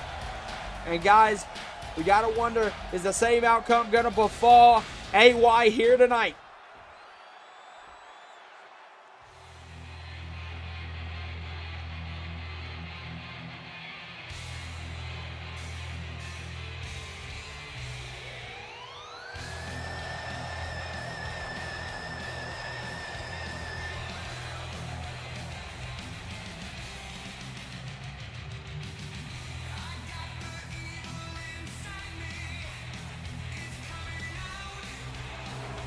And introducing next, your current reigning, defending UKW Internet Champion from Chicago, Illinois. He is the now. He is Alex Young. Well, I'm right with Cass. That match before just stunned me. The return of Andre Simmons has got me in a very big mind loop right now. But we're going to continue on as the Internet Championship match is here. And we see Alex Young, who's got to be sitting comfortably after he attacked Kareem Hall after his match with Mercer Hoslow last week. And he's got to be sitting comfortably here. The reason I say that is there's no way, after Kareem Hall got hit with those steel steps, there is no way he has been able to compete in this match. But he's going to try his best. We think about how Kareem Hall got this match anyways. He ended up eliminating Myers. That's why Mercer had the match against Kareem Hall, to maybe get back at him. He ended up doing that to get this match. So I think AY's got a lot going through his mind right now, but I think he's got the upper hand. But if Kareem's able to pull this off, my God, guys, this is going to be one hell of a match. Yeah, I think Alex This is going to be one hell of a match. Go ahead, Nick. This is definitely going to be one hell of a match, and Alex Young looks prepared. So does Kareem Hall. This is a championship that, in my opinion, has been underrated. You have a workhorse championship here from Alex Young, the former champions as well. And you got to think that AY is looking to continue that as he looks to continue to be a face of the UKW Renegade brand. Raising the title, you know he's got to love that title ever since winning it. He's definitely carried it well in my opinion, but I do got to say Kareem Hall's had almost 3 championship matches here in UKW, starting from that cruiserweight title to get back his cousin Andres Hall's cruiserweight title. He lost that to Griffin. Now he's got this match, that's 2. So I'm excited to see if Kareem Hall will finally obtain gold here tonight. You really got to wonder about it. We know Kareem's already got a win against AY in the past in that a breakout tournament. And is that going to hold any momentum? Because I don't know if it does, guys. AY is a completely different competitor now than he was in the breakout tournament. He's really came into his own. 1000%. He's champ for a reason, yo. And Kareem suffered the big back injury that really wrote him off against Parcher, and then Alex has targeted that, really showing his cerebralness. That's why I said after that, you know, Alex targeted Kareem Hall after his match with Mercer. Oh, now look at this. Those steps on him. Count 1, count 2 off of the roll-up, the kick out from Kareem. Alex back into control, multiple chops over the head, and a big forearm strike as well. Alex picking up Hall, went for another one. Kareem countered out, spinning back fist, just drops AY, and another one. Back to back. Now, Kareem sends him into the corner. Kareem looking, big forearm across the face. And Kareem with another forearm across the face. Kareem off the ropes, look at Hall, big knee in the corner. Kareem off the ropes, look at the crossbody. Kareem is on fire right now. And maybe if he can keep this up, maybe he holds a 2-0 record versus AY Alex Young, but AY able to move off the corner. AY off the ropes looking for a big rocket drop kick. And this match is starting to have high pace and high acceleration. Kareem Hall came to play early, but Alex Young, he's not out of it by any means. Look at that big rushing leg sweep. Continue to target the back, but another kick out from Kareem. And every time Kareem kicks out, you got to think that is bringing a lot out of the Honey Badger. A big shot from Kareem. Kareem off the ropes with one hell of a crossbody into the cover on AY. Count 2, but another kick out from Alex Young. And I will say it's been very balanced all match, kind of back and forth. Kareem's had a little bit of the edge, but Alex Young is making up for that. Big headbutt. Golly. Mine. Took him off of his feet. And now Alex, picks him. Oh my God, just deadlifts him. Oh, now we saw this. We saw him hit this on. Okay, went for the big kick. Counter out of the way, big insecurity from Kareem. Maybe Kareem can look to accomplish his dream here tonight, and that's to capture UKW gold. Look at Kareem, big lariat over the top, sends Alex craning to the outside. Kareem might be looking. Kareem's going to look to take a high risk, high reward, but Alex clocks him over the jaw. He was really sure of himself right there, but look at that. Alex Young playing that out. He draw him in perfectly. Up Alex looking, double butt stomp into the cover. There's count 2. No, another kick out. And Alex is starting to get very, very frustrated. Visible, but so much is going through his head, that's for sure. Off the ropes, Arabian press, but no, he fell short. Kareem now might be looking to take advantage. Kareem looking. DDT from Hall. Kareem now picking up. And now look at the lariat. And now look, atomic drop onto AY. Look at Kareem. There's the shot to the midsection. Into the front drop kick. Very technical match, I would say, so far, guys. This has been Off the absolutely ropes. beautiful wrestling. Into the cover off the splash. Counts 2 and another kick out from Alex Young. Kareem has really taken AY to a limit here tonight. Kareem ducks underneath. Kareem looking outside. DDT. Kareem's going to go up. Kareem's going to take his shot. Take advantage. Kareem, 6-30. No, he missed. Alex was able to get out of the way. And now look at it. Sometimes I think Alex Oh, Young look plans at to- Alex. Alex caught He him. always knows what to Alex, do. final destination. Into the cover off of final destination. Count 2 and a kick out by Honey Badger Hall. And Alex can't believe it. You just see it. He could not believe that Kareem Hall kicked out of that. Now Alex staring bullets into an unconscious Kareem Hall. Alex now's got him. Look at Alex. What is Alex going for here? Picks him up. Look at this. What the hell? Michinoku driver. Good Lord. Well, that's something new. You like to see Alex Young pulling on new moves to the top. Now Alex could be looking for It's that bringing double. out the entire repertoire tonight. Looking for that double foot stomp again. Roll through. Kareem. Kareem caught him. Looking potentially for that DDT. Once again, he hit earlier in the match. Countered act. Alex went for a shot to the midsection. Kareem counter. Look at Kareem belly to belly. Kareem off the ropes. Went for the splash. Nails the splash.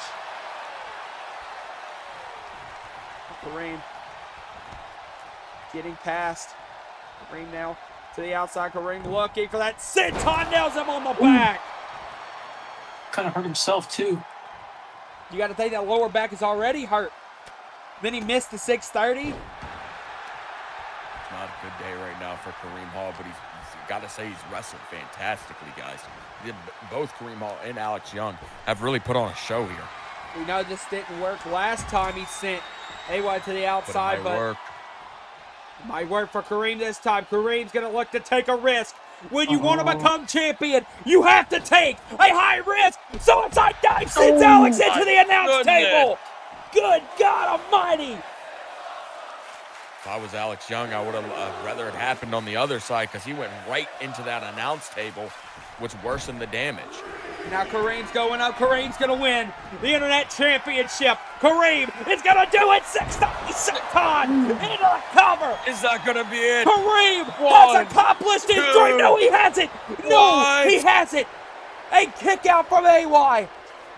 And Kareem wasting no time going back up. Kareem, massive elbow, no move by Alex. Now Alex caught him, deadlifts him up. Look at the overhead suplex. Now picks him up. Look at the massive Uranagi. Now just deadlifting. He had a shot. Kareem back to back with the spine busters. And straight to that back, that injured back. Kick to the no. Kareem moves out of the way again, but Alex wastes no time clocking Kareem. Alex looking down at Kareem Honey Badger Hall. Trying to find a plan. What do you Runs got in, for me, Alex? big shot, raining down. Now massive forearm. Now here we go. Kareem struggling to get up. Is he going to move this time? He's moved twice. No, he doesn't. Kick to the head.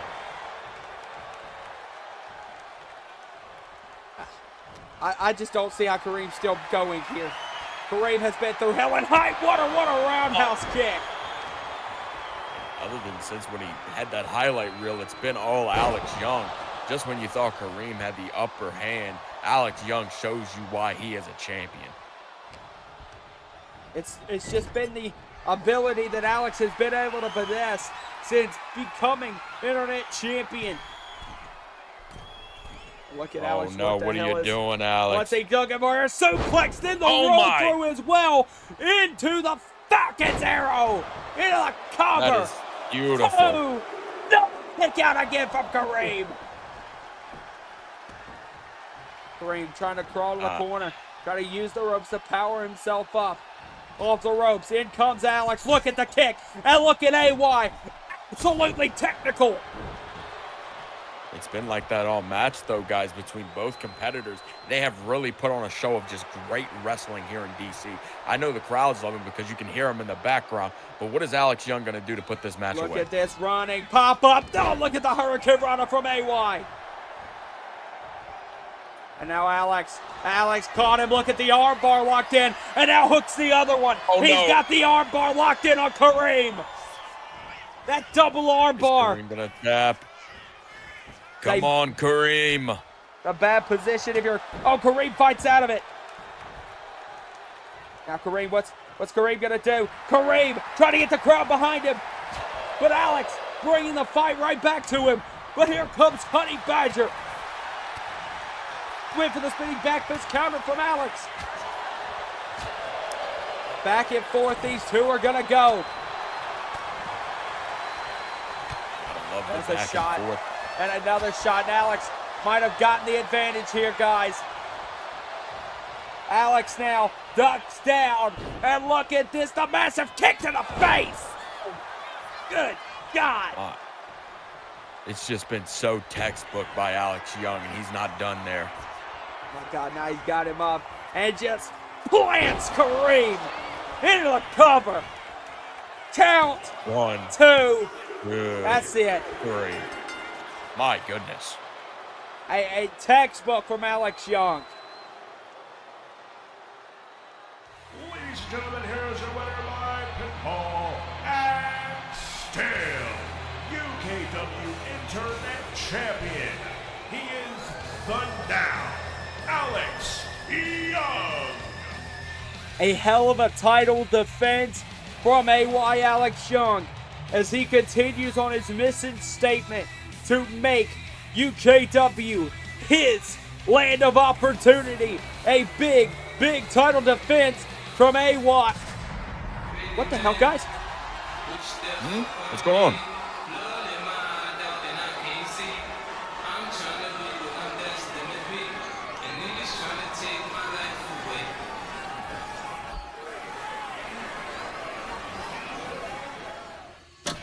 What the?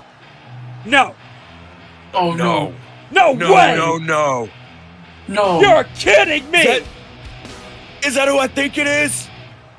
There's no way he's here. It's Rio. Oh, my God. Rio's back. The Windy City Savage as in DC. Goodness. Rio is back, ladies and gentlemen. And you know what, guys? We are in Washington. Like prime Brian Robinson. This is a major return, and Alex is tucking tail. He's getting out of there. He's getting out of there. He wants nothing to do with a Windy City Savage. Like seeing the ghost of your past. I'm tucking tail. I'm running the hell out of there. Don't see me for the next couple of hours. My goodness, I am so glad to have Rio De Niro back here in UKW. Oh, and Rio looks hyped, and he looks like he has something he wants to say. UKW, guess who's back? Man, I've been out of action for far too long. And who do I get to thank for that, huh? This scary ass little boy running away with my title in his hands and his tail tucked between his legs. Are you finally starting to see why I dropped you all those years ago? I told you from jump, Alex. You've always been hot-headed and careless. But this lack of control over your ego, that's what made you a liability. Unfortunately, I took the L for that. I thought you would have got a little smarter and made the wise decision to never bite the hand that feeds you. You thought you took me off the board, didn't you? But, as always, you failed to remember the #1 rule for handling a problem. Always aim for the fucking head. Since you decided to make this whole thing bigger than my internet championship, I plan on making your life a living nightmare. I get to show the entire UKW faithful What happens when you push the Windy City Savage past his breaking point? And I see I'm gonna have to remind you how grimy our city really can be when I stump your ears together and remind you who I really am. Let me cook, UKW. The reason I'm looked at as a problem in this business is because I've always been built to win. The level I'm at would be lucky to reach this height you're trying to ascend. The shot you tried to take at me, that was amateur at best, Glenn. My hollow's always on point, and my next one aimed directly at your fucking chin. This time, I'm gonna give you the chance to step to me like the man you claim to be.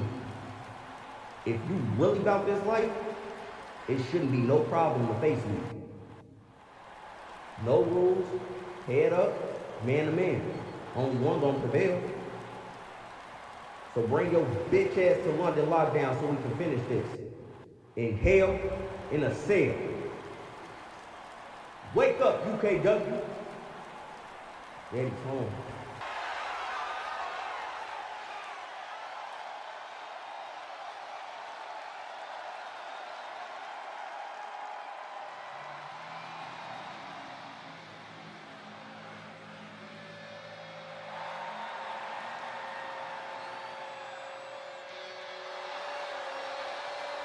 And introducing, from parts unknown, he is the prophecy, Jamie Shepard!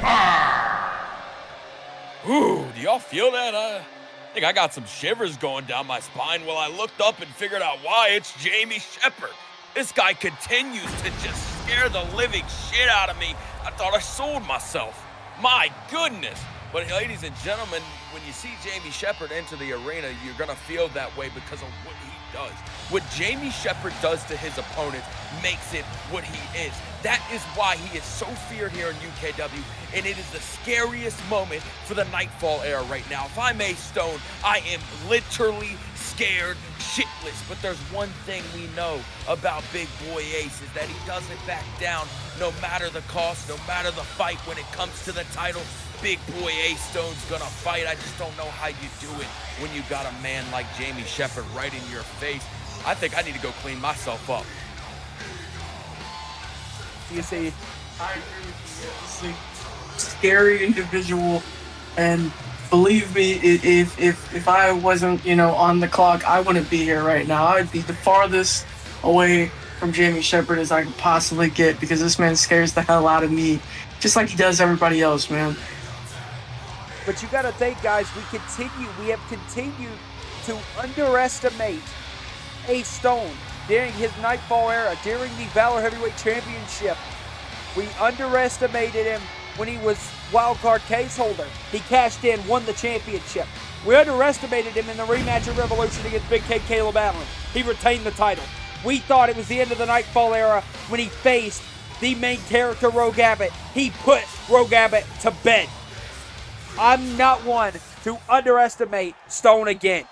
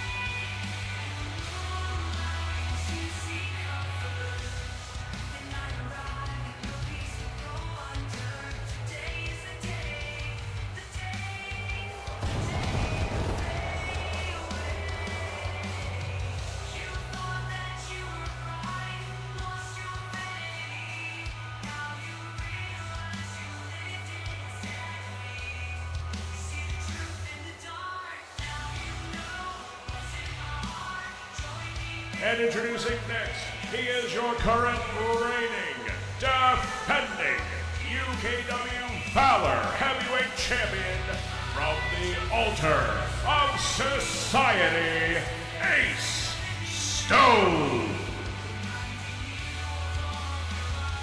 Ladies and gentlemen, here comes the king of the Ninth Fall era, the UKW Valor Heavyweight Champion, Ace Stone. And if I'm him right now, I have all these thoughts ranked in my head. You know, we've seen recently how his confidence may have been lacking in some areas, but he's found a way to pick it up. And you mentioned one thing about underestimating Ace Stone. I just gotta say, I'm not underestimating Ace Stone. I am realizing what Jamie Shepherd is capable of. And believe me, I know what Ace Stone is capable of too. This man is one hell of a competitor. He's won the Valor Heavyweight Championship. He's defended the Valor Heavyweight Championship. But if you're Ace Stone going into this match, you have to realize that this just isn't another match. This is a literal demon that we're dealing with here. This Jamie Shepherd, he's capable of a lot of things that you might not even know yet. So this is going to be a huge challenge for Ace Stone, and I just hope he can win this. But you think at the end of the day, this is really only Jamie Shepherd's third match in UKW. He had a match at Wildcard last year, a match at Pinnacle against Mercer Monroe, and you gotta really think that Jamie Shepherd, we don't know a lot about him, to be 100% serious. And that's the thing that I feel for Stone about, is that normally your competitors, Rogue Abbott has a ton of film on. Big K has a ton of film. Look at Jamie Shepherd! Oh my God! Good Lord! Just floored the champion! Well, you didn't expect that coming, but it's Jamie Shepherd. You never know. Jamie Shepherd is going right to work. And just floored Stone. Good God! Reminds me a lot of his Big K match so far when he faced Big K not too long ago. Yeah, I had not even considered this match. So technically, that would make this the fourth match for Jamie Shepherd. But good God. I have no words. I mean, this is a great way to start the match to get your advantage on your opponent, but Ace Stone hasn't even taken his damn jacket off. And that's exactly what Jamie Shepherd wants. Jamie Shepherd wants validation. He wants to be remembered, and he feels like the best way to do that is to become Valor Heavyweight Champion. Yeah. Well, I follow Jamie Shepherd a lot, so I make sure he's not following me. From what I heard, he said Red, White, and Bruised is no battlefield for him. It's a crucifixion site, and that's exactly what he is putting in fruition right now. I mean, he says he wants to purify the UKW roster. I mean, it's a great start with the UKW Valor Heavyweight Champion. I'm honestly really scared for what's next, if anything.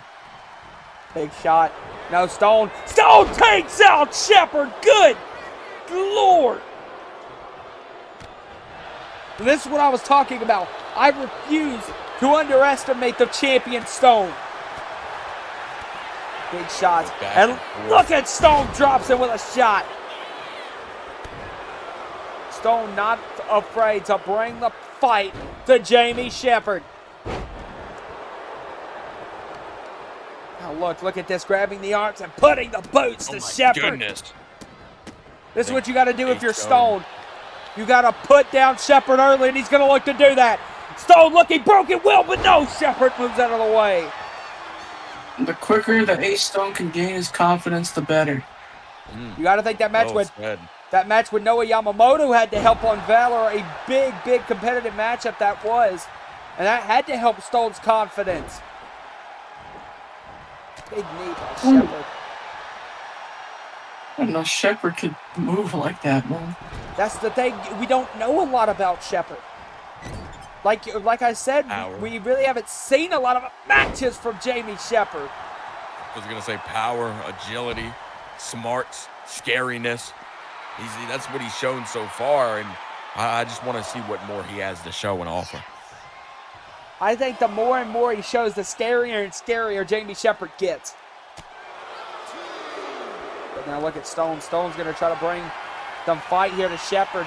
Look at this from Stone. Stone now with Shepard onto the announce table. Good God. Well, you definitely don't want to underestimate Stone, and by no means am I going to underestimate Ace Stone in his Nightfall era. I just think that the biggest chance to ending the Nightfall era is Jamie Shepard. Yeah, that's no disrespect, man, but I mean, come on, we've all seen what Jamie Shepard's about. And the little sample size that we've had, I mean, this dude's been nothing short of scary. Stone back in the corner. Stone calling for Shepard to get to his feet. Stone's going to run and level Shepard again. And it finally feels like we're getting some offense from the Valente. What the hell? A kip up into a knee strike from Shepard. Well, just when Ace Stone thought he had all the control, Jamie Shepard kicks up and just takes it right back. And look at the slave blade into the drop kick. Oh my God, what is this from Shepard? Shepard lining up Stone. Stone's on his hands and knees. Kick to the face. And it just continues. The beating. Oof. My God. Good Lord, right when we thought Stone was starting to get the control of the matchup, Shepard shut it down and quickly. Oh my God, muscle buster. He's going to look for a muscle buster onto Stone. Stone saved the matchup probably.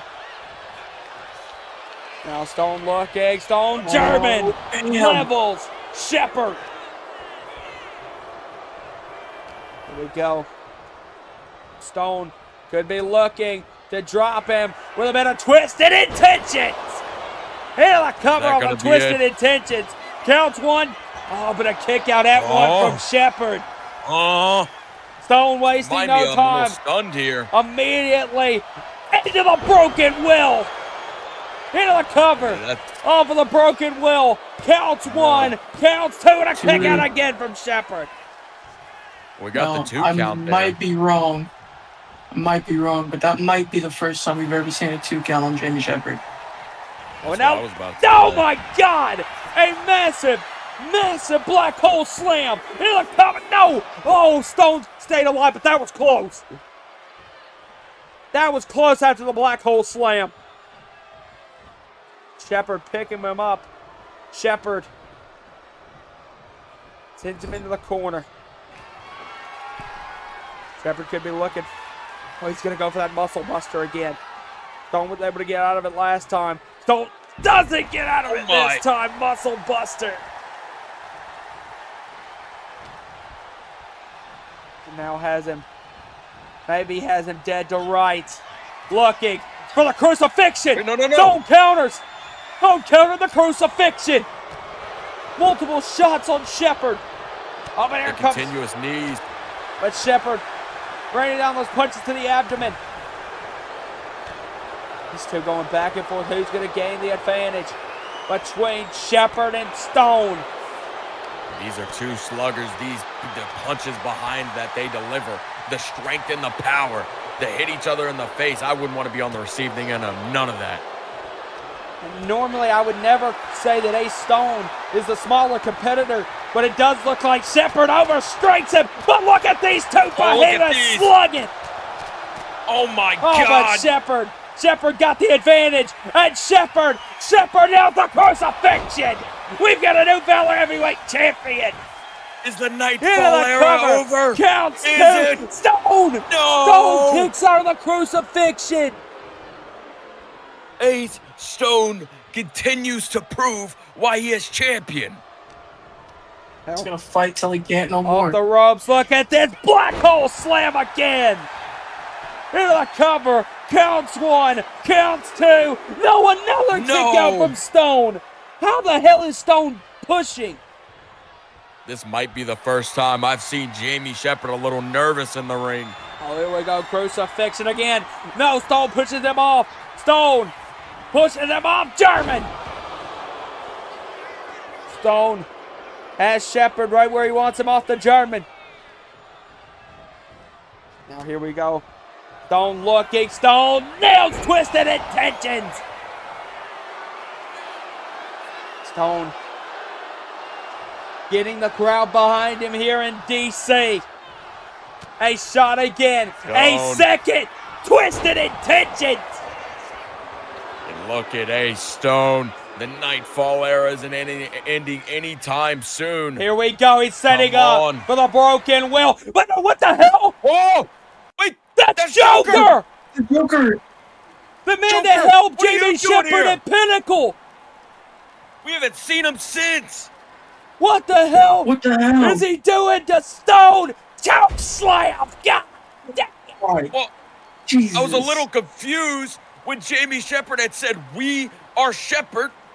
I guess this is what he meant. Oh my God, no, he's got him like a choke slam! God damn! Through the barricade. A message sent from man. Joker.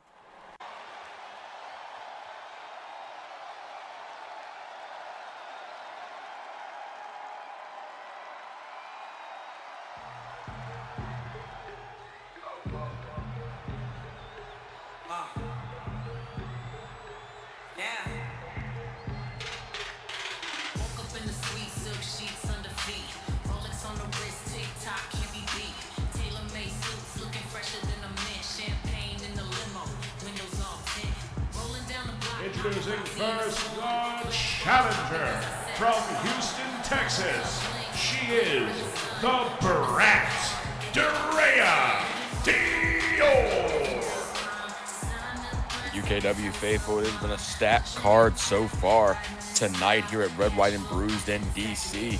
But we are at our co-main event now, and this is a main event that has been leading up ever since Drea Dior's return at Smash when she interfered during the Violet Grimm and Amber Reed match, and rightfully so. We know what happened at Pinnacle. She was not able to beat Violet Grimm and unify those titles because of interferences from Christy Reeves, because Violet Grimm was the better woman. But the Drea Dior was gone for a couple of months, and she came back, and now since coming back, she has made a storm. She's had one match against Tara Irwin. She flawlessly won that match, so I'm excited to see how the Brat takes this adversity, this trial tonight against two great women competitors, and show that she really is the best in UKW.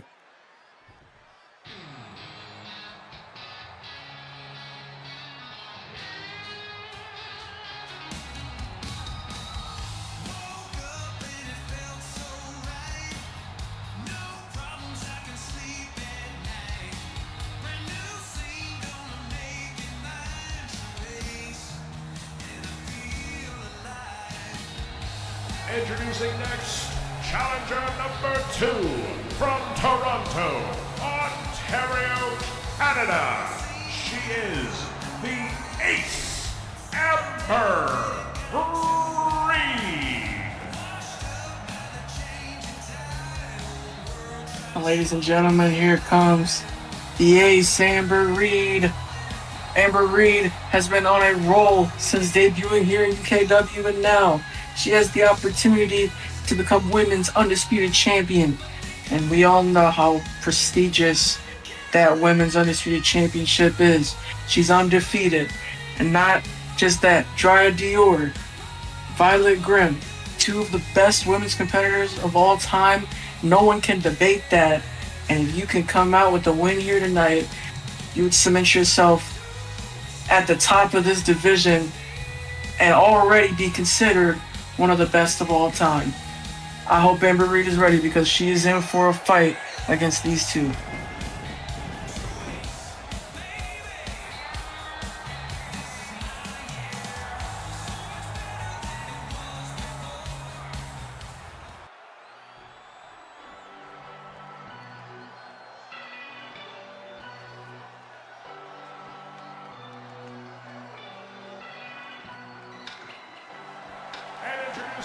Finally, she is your current, reigning, and defending UKW Women's Undisputed Champion, Valente Grimm.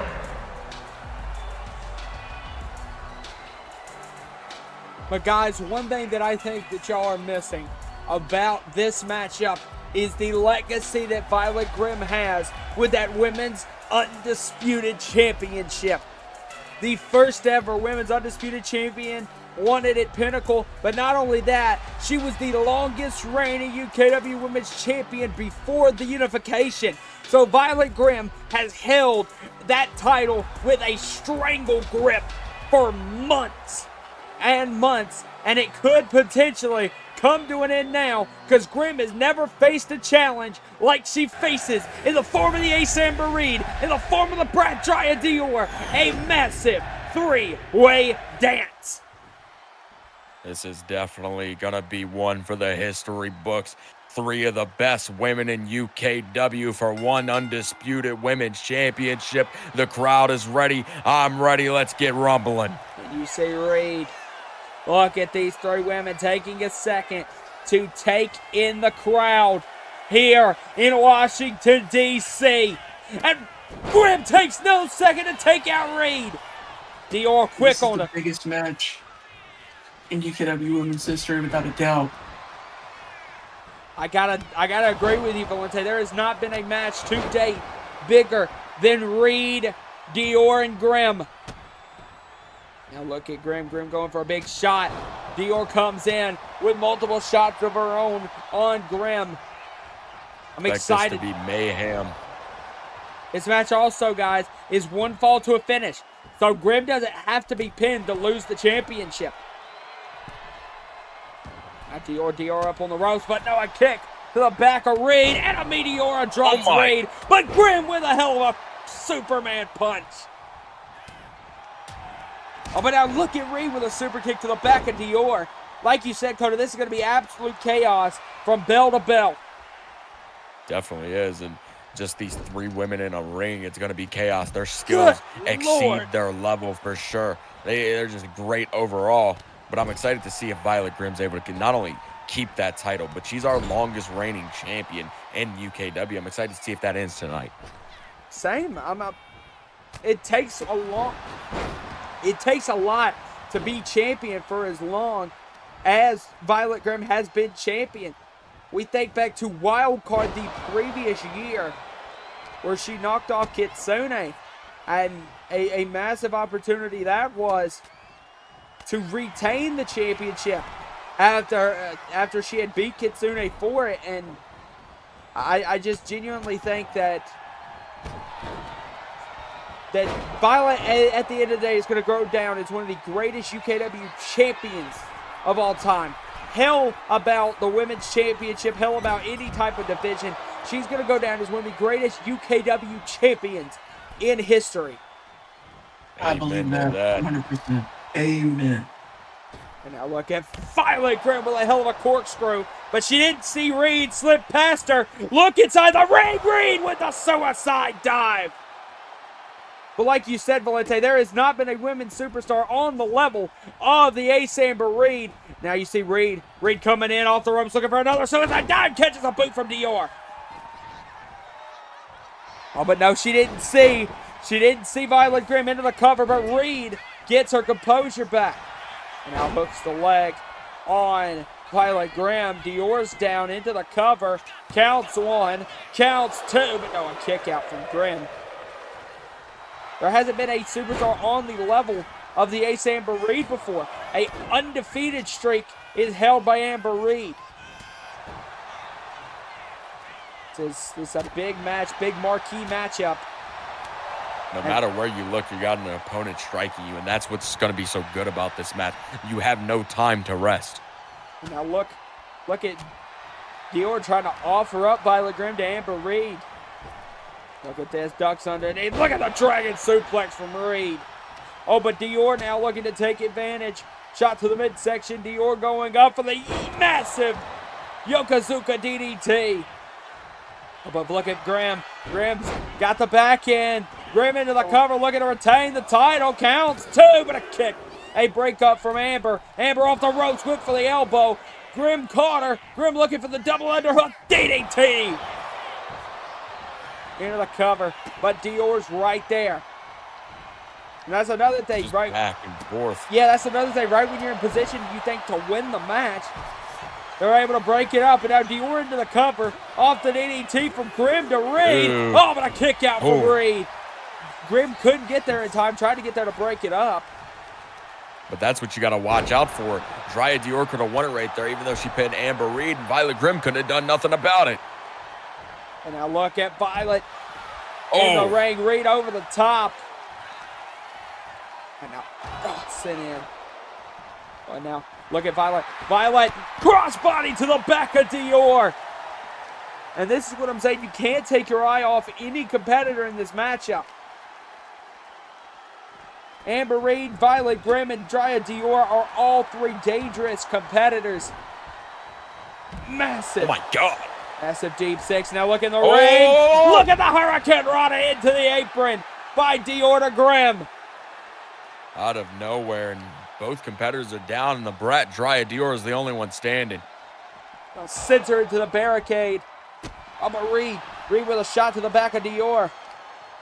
And now Reed going after Grimm on the outside. Dior sends Reed in the ring. Now look at Dior. Dior looking, roll through. Dior, no, got caught spine buster by Reed. Amber in position. Could possibly be looking to set up for that running drop kick. Violet takes her out, forearm to the back. Throwing the running super kick from Reed. Well, Amber was setting up on Drea, but now it looks like Violet Grimm. Damn, what a drop kick to Violet Grimm. Now off the ropes. Oh, but no, Dior's back up, and Dior's going after Grimm. Now look at the big shot. Ran in with a massive knee. Into the cover off the knee, but Reed races it up. You have to knock your other opponent down before trying to go to the cover. Exactly. And that might have not been smart by Violet Grimm. And I'll also say, guys, that this feeling out process, nobody's really been able to get the advantage yet. Definitely not. Look at Dior. Dior could be looking. Dior looking for the whop. Into the cover. Off the whop. Counts one. And counts Violet two. Grimm No. lost. Oh. No. Amber Reed with the kick out, saving Violet Grimm's undisputed championship. Look at the massive forearm. They dropped both Dior and Grimm. Now look at Reed. Counts one. Counts two. That's three. Amber Reed should be the undisputed champion. Wait, Dior. Whoa. Into the cover. 1, 2, 3. Dior should be the undisputed champion. Get a better ref out here. Out with this ref. Now, look at this, a big moment here. Look, going. Got her locked in, that tripler crossface. Guys, Amber's got a chair. Amber, look at that bag shot, and the referee gets caught in the crossfire again. Massive chair shots raining down on Grimm and Dior. Oh, now look at this. Gonna go for that.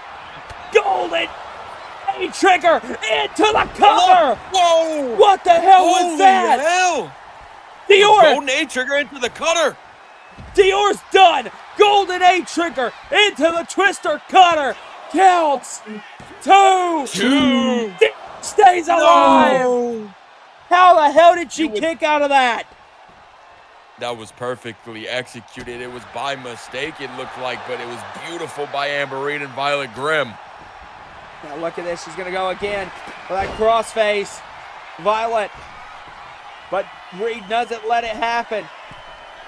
Violet, big shot to Reed, knocks her off the top. Now, Grimm's going to go up. Grimm's going to go. Look. Frog splash to the back of Dior. But Reed now looking to capitalize. Big Saito suplex.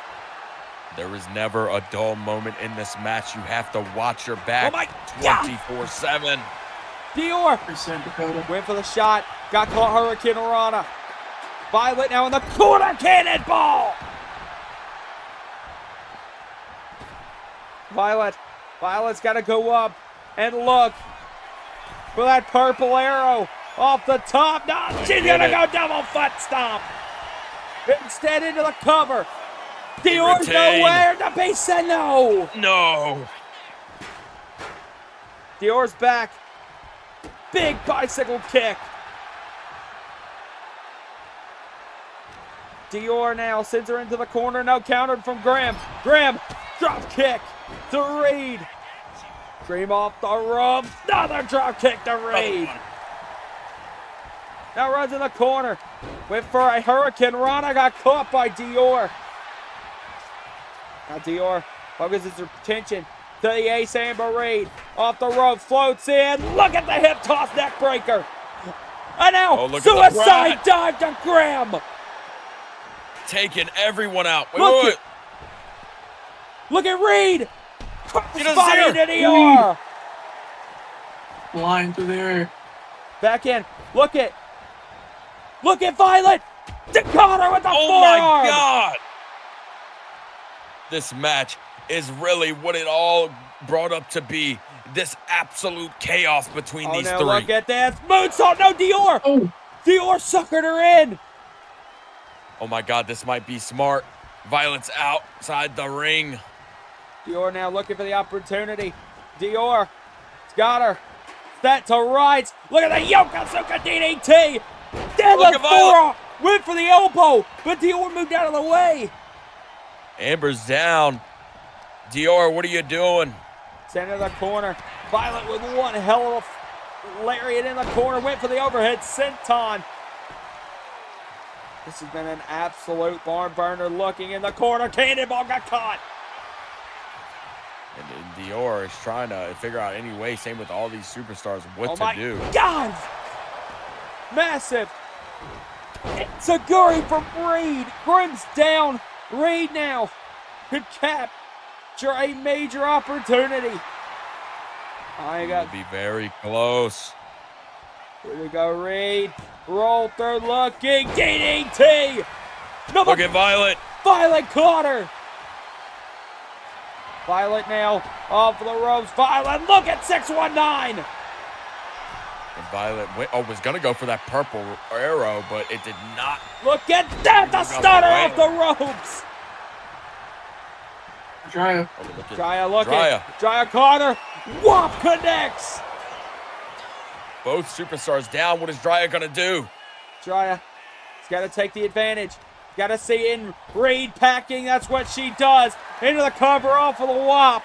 Count. Is she going to get what she should have got at Pinnacle? No, a kick out. The time it took for her to throw Reed out of the ring gave Grim enough time to take advantage.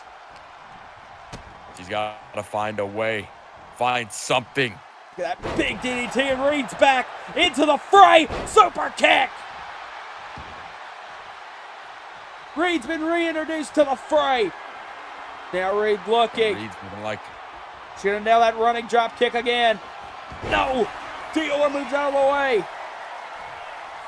And the Violet's up and outside the ring. It looked like she was gonna go into the ring and grab something. Look at this! What the hell was that from Dior? Now the big bulldog to the frog splash. Oh, but no, Dior. Dior counters back, looks for a spinning kick. These two going back and forth. Looks, caught her, double arm DDT. Into the down, cover. Reed down. Is down. Counts. Two. Dior kicks out. No. That was Reed her super best kick. shot. Reed caught her super kick. Well, what the hell is Reed?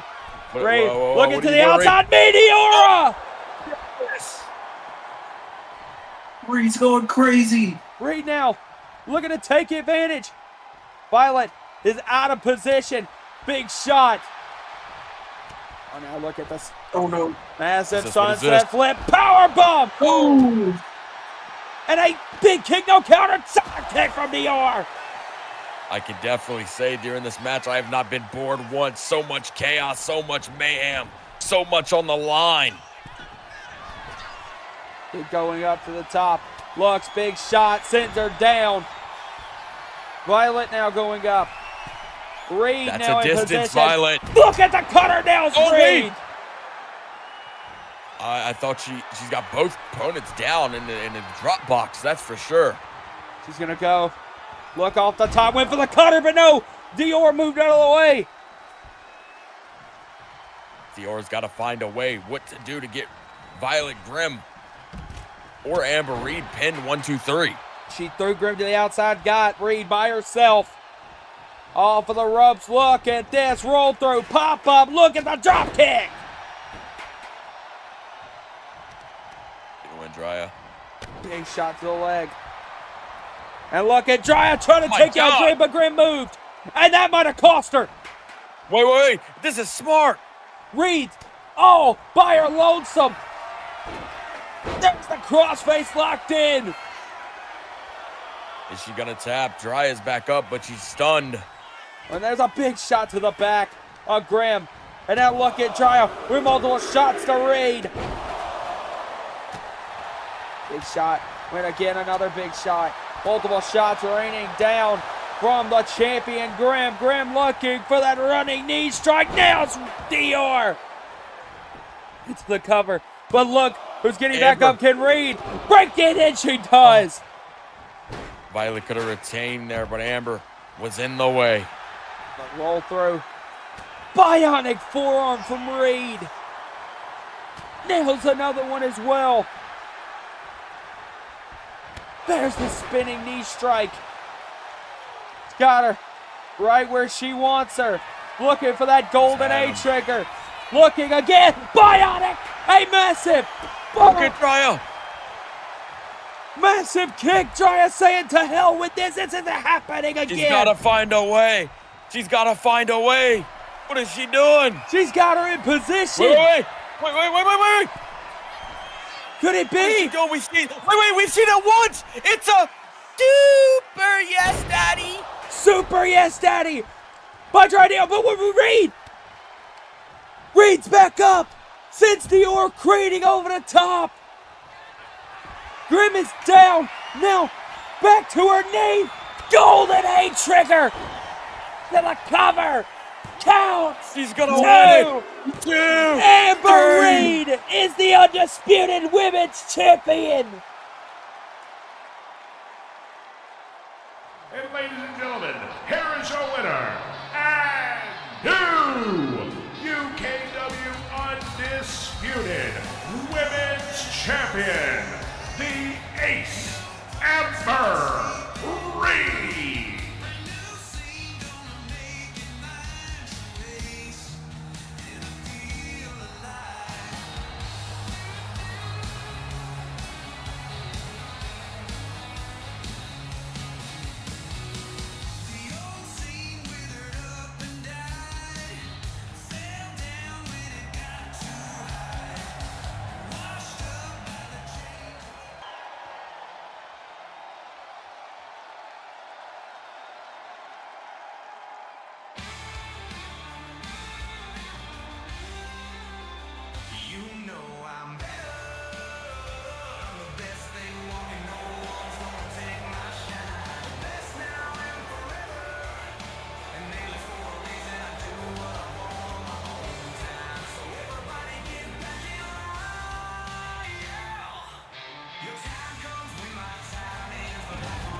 Introducing first the challenger from London, England.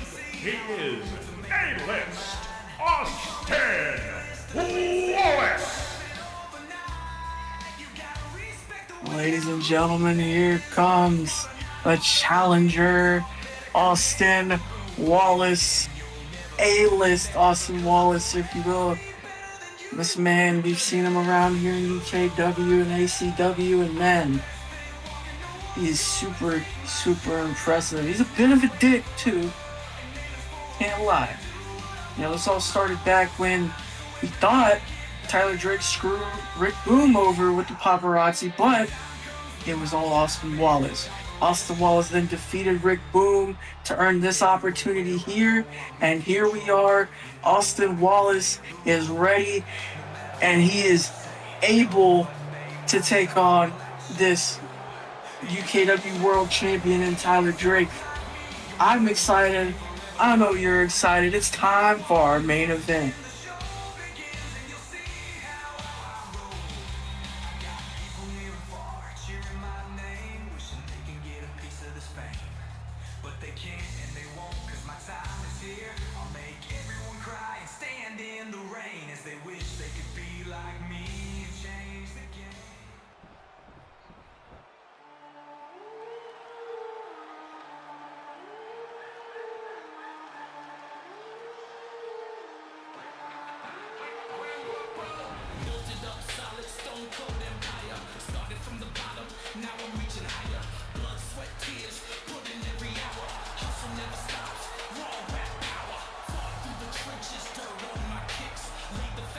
And introducing next, he is your current reigning, defending UKW champion from Manhattan, New York. He is the most valuable player. He is Tyler Drake. And guys, the most valuable player, Tyler Drake, the UKW champion, is looking to make his statement as one of the best wrestlers on the planet. If he can knock off A-list Austin Wallace, the former ACW World Champion, he does exactly that. A-list Austin Wallace has made Tyler Drake's life a living hell ever since Revolution. And this is a major moment here in the web and timing of UKW. Definitely, and I am so excited for this match. I gotta say, we heard words from Drake on Renegade recently. He said at the end of that, he said it red, white, and bruised, I'm gonna put God's gift to wrestling down. But are you, Drake? Are you gonna really put God's gift to wrestling down? Do you really value yourself that high? Well, they don't call him the MVP for no reason. That is no doubt. He is Tyler Drake. He is the MVP, the most valuable player, the most valuable anything you want to call it. But when you stand across the ring from God's gift to wrestling, what does that title mean? It means nothing but shit. It means you're facing a man that is literally God's gift to wrestling. I'll say it 3 times because that's what it means. You see Tyler You all Drake. right there, buddy? It's the truth. You see Tyler Drake and Austin Wallace going to go back and forth. And the World Championship has to mean a lot to A-list Austin Wallace to make it such a prominent thing to target Tyler Drake for, Dakota. I'm not saying it doesn't mean anything to him. I'm not saying it doesn't mean anything to Tyler Drake. But when you look at this match on a sheet, you look at their accolades, you look at what they've overcome and what they've accomplished throughout ACW, UKW, anywhere they've been, they have been fantastic. They have been phenomenal. They have been the best superstars in the building, the best performers, the best showcasers. I don't care where it's at. I'm just so excited for this match, the match I've been waiting for all night. Yeah, I agree with you, Dakota, and this is probably going to be the first and only time I say this, but this is the first time I'm rooting for Tyler Drake because I don't like when we see these dirty-ass players like Austin Wallace, and I'm just going to be real. Tyler Drake's been playing it pretty clean recently.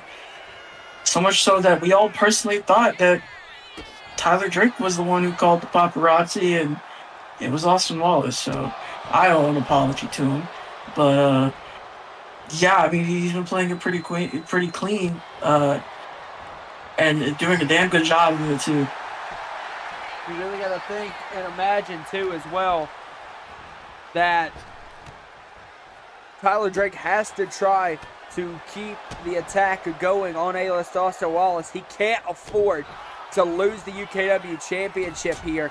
Austin Wallace said he wanted to make it a big deal to return to ACW with a world championship. We know his first ever appearance in a UKW one-on-one contest was him defending his ACW World Championship, which ended up being a loss at Pinnacle for Austin Wallace. So he feels that he lost his World Championship in UKW. It is only justified that he returns to ACW with a World Championship. Now it's all about who is going to bring the fight. Now look at TD target the knee of Austin Wallace. Doing a great job so far in the match. Both competitors kind of even. Now look, Wallace setting up, Wallace looking, ripcord knee strike, drops TD.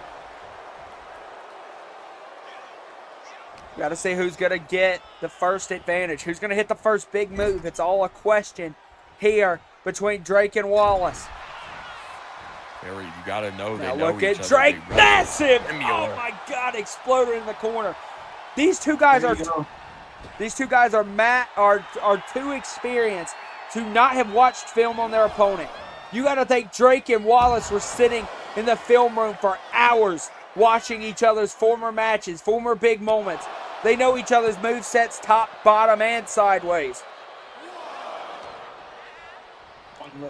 1000%. I mean, that's one of the biggest parts about it, you know, outside Now of the physical. look at Wallace jump over the referee. Big, but that got Drake to be out of position. Wallace wasn't able to see TD completely, and TD was able to get out of the way, and now has shifted momentum in the form of the World Heavyweight Champion. Wallace counters it back. Now Wallace looking to continue bringing us strikes, and a massive spinning back kick. Goodness, that corner has been used so far in the match really well for Wallace. And he seems to know what he's looking for, guys. And like you said, Cass, I think that film room proved very well for Wallace here so far. I think it's proved well for both guys. TD seems to know a lot of the counters here for Austin Wallace. And now look at Drake. Drake locks in that STF on Austin Wallace. Oh, but Wallace counters out, big shot, and another shot. Wallace, big shot again to the ribs. But TD counters back with a chop, and Wallace caught him in another overhand shot. TD goes for another chop. Wallace continues to deny TD, and a massive chop fest to the face and abs by Austin Wallace. Wallace now picking up TD, big shot again to the rib cage. He continues to target the most valuable player, big forearm.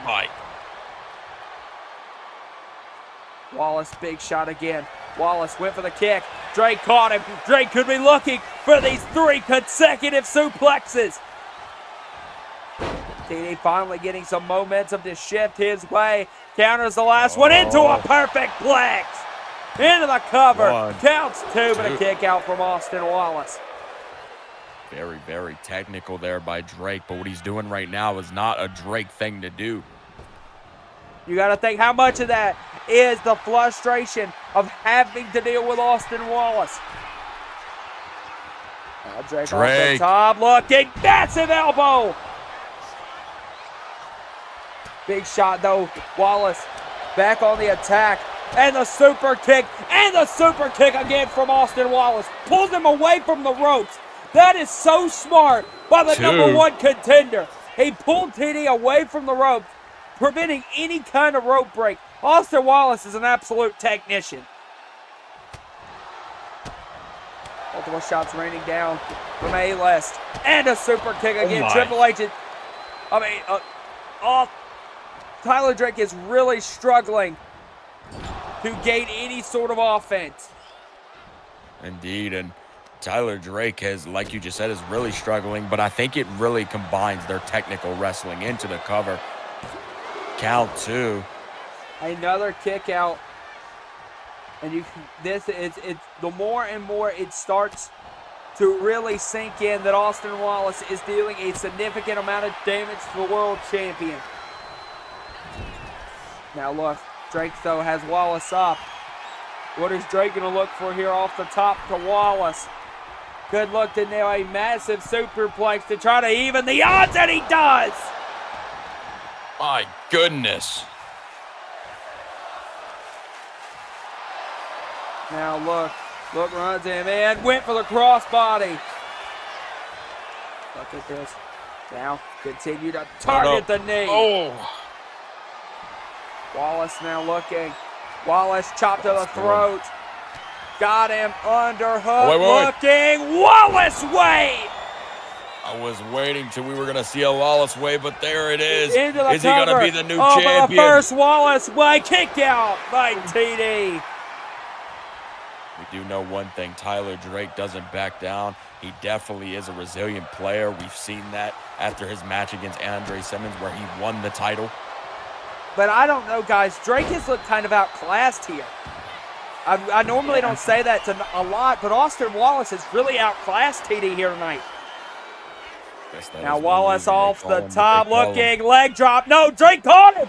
Drake floats him over. Drake Valley driver. Oh my God. Into the cover. What a counter. 1, 2. No, the kick out from Austin Wallace.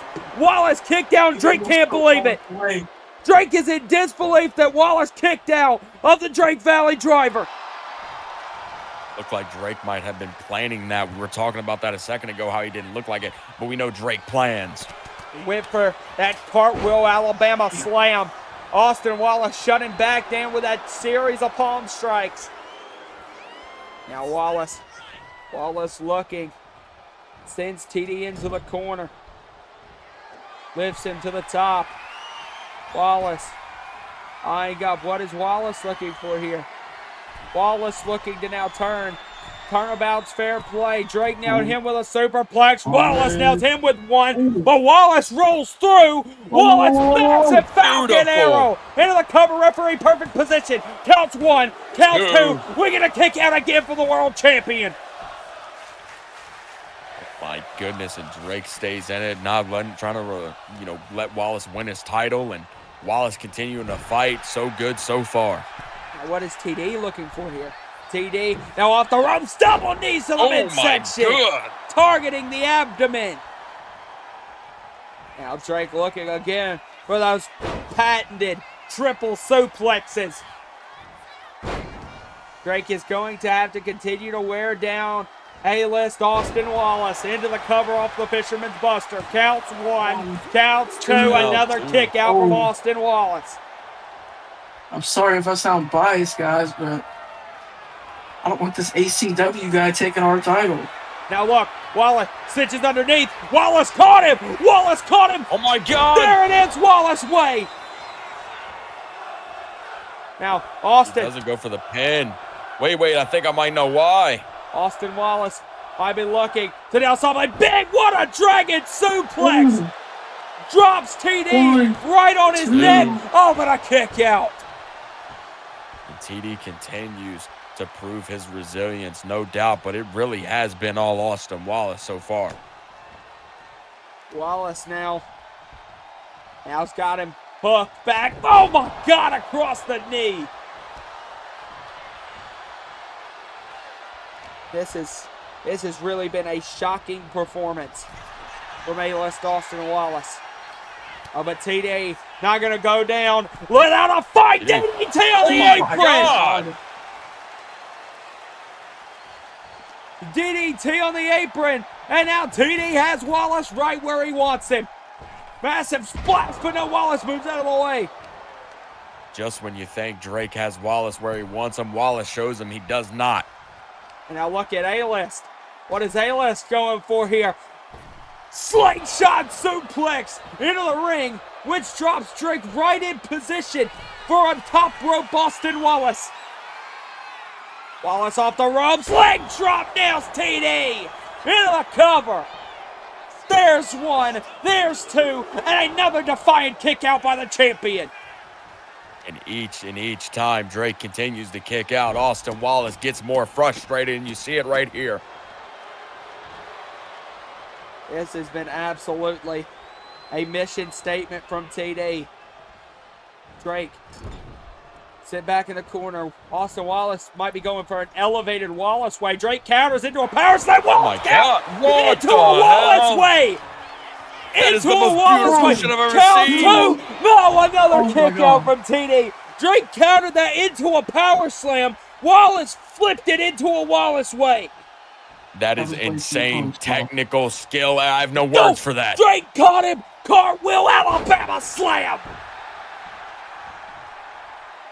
Drake now exhausted, beat to hell. And look at Drake bringing the fight to A-list. And now Drake getting the advantage, but no, A-list fights back. And A-list. And now look at Drake. Neither one of these two are going to back down. Drake and Wallace. And Drake gets the advantage. Drake's got him up on his shoulders. Drake Ballet Driver, the most valuable player, has done it again. He has put down another competitor for the World Heavyweight title. Count two. Austin Wallace kicked out. What? No way. How the hell is Austin Wallace staying in this match? How is Drake doing? These two are just completely the opposites of each other, performing at a high level. Multiple shots raining down from TD. Wallace counters. Wallace kick to the knee. Wallace Enziguri. Wallace in the corner. Wallace trying to game plan here. The most valuable player. And he might be looking to dead set match it with a knee strike right in the face. This match has been really, really technical so far, and it has been great overall. Wallace off the ropes, went. Look at that massive DDT. Wallace eyeing up again. He's going to go again for the DDT. Drake moved out of the way. Drake caught him with the suplexes. Drake again for the third consecutive time has went back to the well with the suplexes. He continues. He's going to go Fisherman's Buster again. Hooks the leg again. Once again into the cover. Counts 2, and again Wallace gets the shoulder up. Drake wasting no time off the ropes. Flies in. No. Oh no. Sit over the top. Oh, but look at this. TD. Big shot from Wallace. Another shot. No, Drake counters. Drake off the ropes. Crossbody nails Wallace. God. And Drake ready to finally put Wallace on ice. Got him up on his shoulders. Wallace cinches out the back end. Wallace cinched out the back end. My God. Wallace way. Wallace into the cover. Exhausted. Not this beaten, way. Not battered. this way. No. No. Drake somehow stays in it. He's fighting his ass off, that's for sure. Drake using the ropes to get to his feet. Drake, big shot, and another shot. How the hell is TD still going here? Been beat to absolute hell. Look at this. Arm drag, takedown. Drake back to his feet. Catches the hell of a knee from Austin Wallace. Austin Wallace is on fire. The crowd's lit up. And is he gonna do it? Wallace is finally ready to put TD away. Wallace way. Floats it back up. Wallace way. Gets him up again. Consecutive. Wallace way. No. Into the cover. It can't happen. It can't. But it has. Austin Wallace is the UKW champion. No.